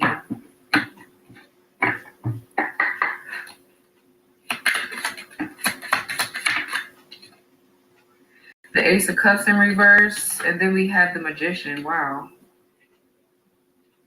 Five of Swords, the Devil. The Lovers. Okay. So that's what I was getting. For some of you, your person is dealing with someone, the High Priestess, they're dealing with a witch here that's doing like breakup magic, love spells, okay, all type of shit is what I'm getting. I'm not surprised the Magician came out, is here twice. For some of you, your person here, they're breaking up with someone else to manifest this connection with you. I'm also getting there's a lot of repressed emotions. This person has been holding their feelings in for a long time. And so they're trying to manifest you or trying to change, this. They don't want to keep hiding their feelings, but they are like repressed feelings and emotions here, okay, between you and this person. Well, this person is hiding a lot of their feelings for you here, but I'm getting like a breakup, definitely some kind of like disappointing news here with the Ace of Cups in reverse. What's this Ace of Cups in reverse? The Moon. Page of Swords, the Queen of Wands. Yeah, for some of you, someone else is here doing separation magic or spells or something to keep you and this person from talking or stopping them from expressing their emotions, being able to speak up, keeping their emotions. Somebody's like doing something behind the scenes here that's deceptive to keep somebody's emotions stuck, okay? Definitely somebody is hiding their feelings, though they are with the Moon, this Pisces energy. Someone is hiding how they feel here, but there's definitely some kind of like illusion. Okay, surround. What's the Magician? The Star. Aquarius energy. What's the Magician with the Star? Two of Wands. Okay, yeah. So this is somebody here that's gotten their power back. They are definitely manifesting. Okay, I feel like someone here has broken up with someone though, and they're making moves in silence. They're being quiet. Okay, but I'm getting a wish fulfillment is coming in with the Star between you and this person. Okay, this person knows that you and them are kind of like destined to be with the Star. I'm getting like this person is a part of your destiny here, so they probably had to break up with someone or something like that. But the Two of Wands is like planning and strategizing. Yeah, Knight of Swords, and here they come. Yeah, Two of Cups. Could be a Gemini. Someone could have a Cancer, Venus here, Aries, Mars. Okay. Some of you guys could be seen in a public eye. This is your person. They're seen in a public eye, but somebody's a very powerful manifester, and they're good at it too. Somebody's really good at manifesting, really good at reading the energies. Okay, so yeah, there's a manifestation coming in. Yeah, Six of Cups, somebody from your past or somebody you have a very strong connection with. Yeah, the Tower, the Six of Cups, the Ten of Pentacles. The Five of Pentacles. For some of you, I'm still getting that there's this person is breaking up with someone or leaving someone out in the cold. Okay. For this connection, because I feel like they're realizing that they're settling. They're not happy somewhere. And they're tired of hiding their feelings, their emotions. So what's going on with Scorpios, and how's Scorpio feeling about this connection? What's going on with them? Rendezvous, engaging in secret sexual escapades, dying love. The conclusion of this connection is approaching. Yeah, something is ending here because somebody's like cheating. This could be you, Scorpio. It could be a Scorpio that's cheating, or because this is your side, but flip and switch it. Okay. Some of you guys are so powerful that you manifested this. You're manifesting this person, which is helping them transform, which is helping them see that they have to end something. I don't feel like you're doing magic or anything. I feel like you're just that powerful. And it's probably because you guys are meant to be together. You and this person are meant to, you have something special with this person. Okay, let's see. What's rendezvous here for Scorpios? And what is this?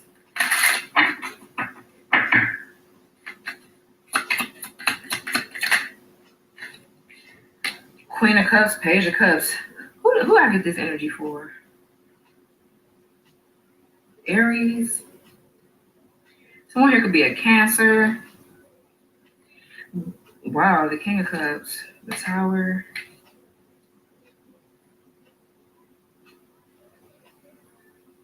So you are a match to somebody. We have the King to the Queen right here. That's why this relationship is so powerful. You have the power to kind of like change some shit up, right? As long as you do your inner work, I'm feeling this something changes within this person or something like that. But let's see. Someone here could be pregnant, okay, with the secret rendezvous and engaging in secret sexual escapades. Someone here could be pregnant with the Page of Cups and the Queen of Cups.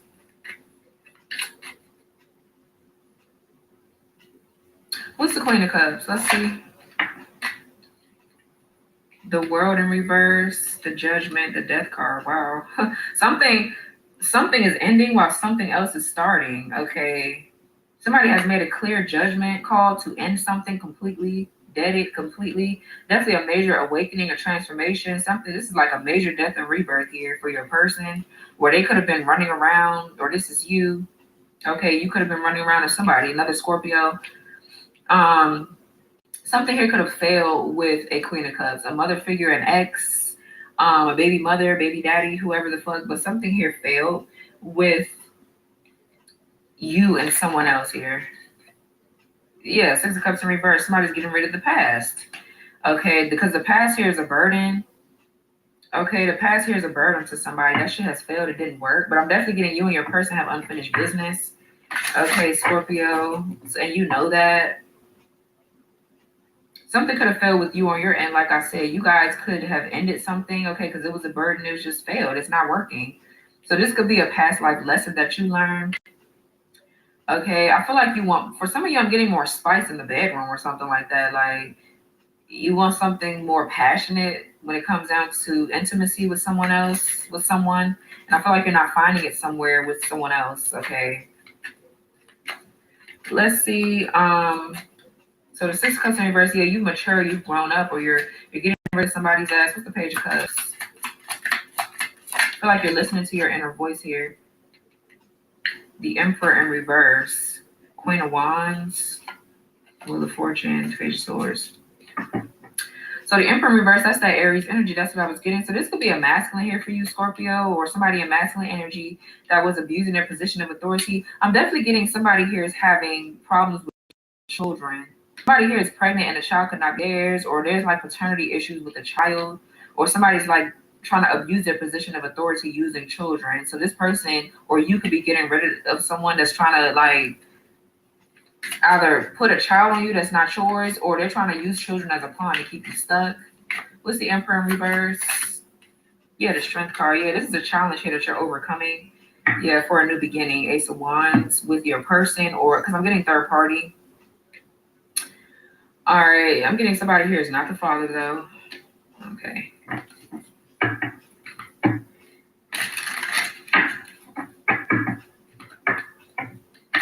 Someone here could also be coming in with an apology.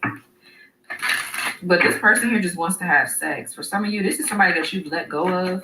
and they're just coming in because they want to have sex and they're using children. Like, you know, we should be together. Da da da da. And I feel like somebody's having to have the strength to hold back and stop dealing with someone sexually. Because I feel like this person, or you could have been having sex with somebody, and it's just like it's you settling. It's not good enough. You don't want just sex. So let's see. Very interesting.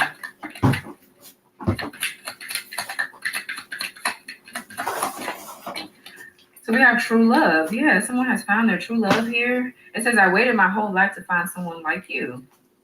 Reconciliation. Okay, seeing you again reminds me that life is better with you in it. Secret admirer. I'm not ready to reveal my true feelings for you. Yeah, this person has been hiding their feelings. They have. Player. I've been playing the field, not ready to settle down. Yeah, clearly. And then we have making an effort. I'm willing to put in the work to have our happily ever after.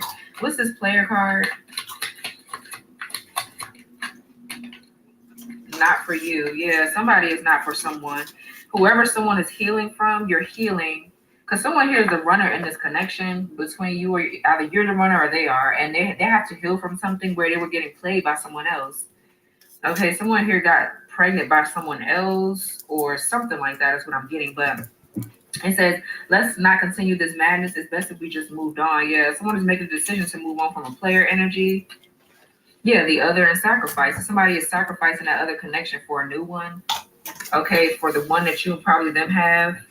Because some connection is coming to an end. I don't feel like it's between you and your person. I feel like it's already ended. I feel like this is about them probably dealing with someone else, or this is you dealing with someone else that they're just settling for. They're not happy there. So, let's get some confessions here.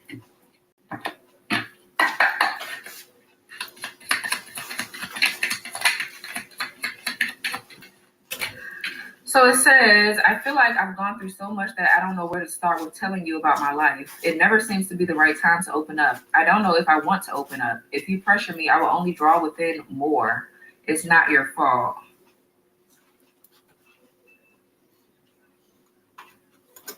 I feel like that's what this is right here. You're manifesting this person to open up and say something to you because they've been hiding their emotions, right? They've been hiding their feelings for sure. Okay. You could be trying to like get them to say something. You're manifesting. You are. It's coming in too. It's coming in. But just be careful because this could come in before the time is right. Okay. Be careful what you wish for and definitely be patient. Okay. Don't be trying to manipulate the energy. But I know I owe you an apology for all of the times I have acted cold towards you and didn't make you a priority. Excuse me. I don't know how to say I am sorry without fearing an argument. So I avoid it even though it makes it worse. I am not perfect and I am trying to do better.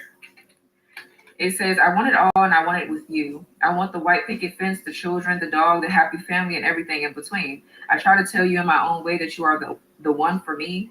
I know what I want. I am done procrastinating. I only want you. Okay, period. Okay, period. Yeah, they don't want this energy no more. This rendezvous or whatever. That's not something that this person wants, or this is you. You don't want that either. But both of y'all have been settling somewhere that you're not happy. You're not happy with these other people. So, let's see.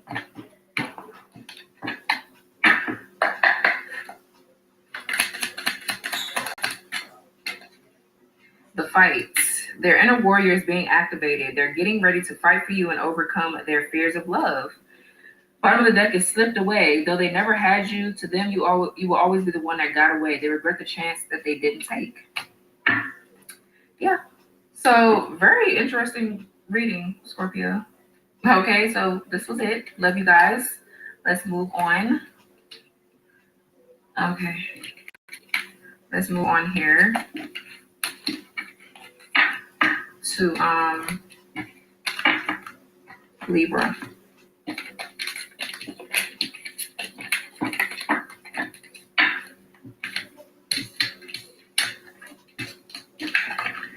Let's see.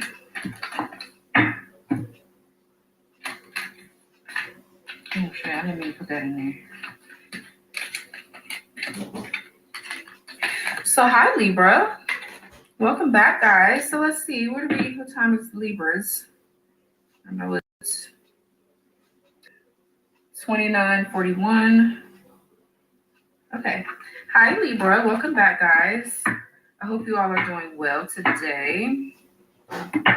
Okay, so let's see. Mutual energy is going to be in the middle between you and your person. The left is going to be them. The right is going to be you, okay? So let's see, Libra. What's going on for my Libra collective? What's the energy between Libra and their person, spirit? The mutual energy between Libra and their person. What's the mutual energy? Mutual energy between Libra and their person. Okay, I can't get a grip on these cards, bro. Okay, mutual energy between Libra and their person. Games. Playing games just to keep your attention. Bottom of the deck is both ways. Partner wants commitment and single life. Resentment, double life. Lord Jesus, Libra, what is going on here? Partner engaged in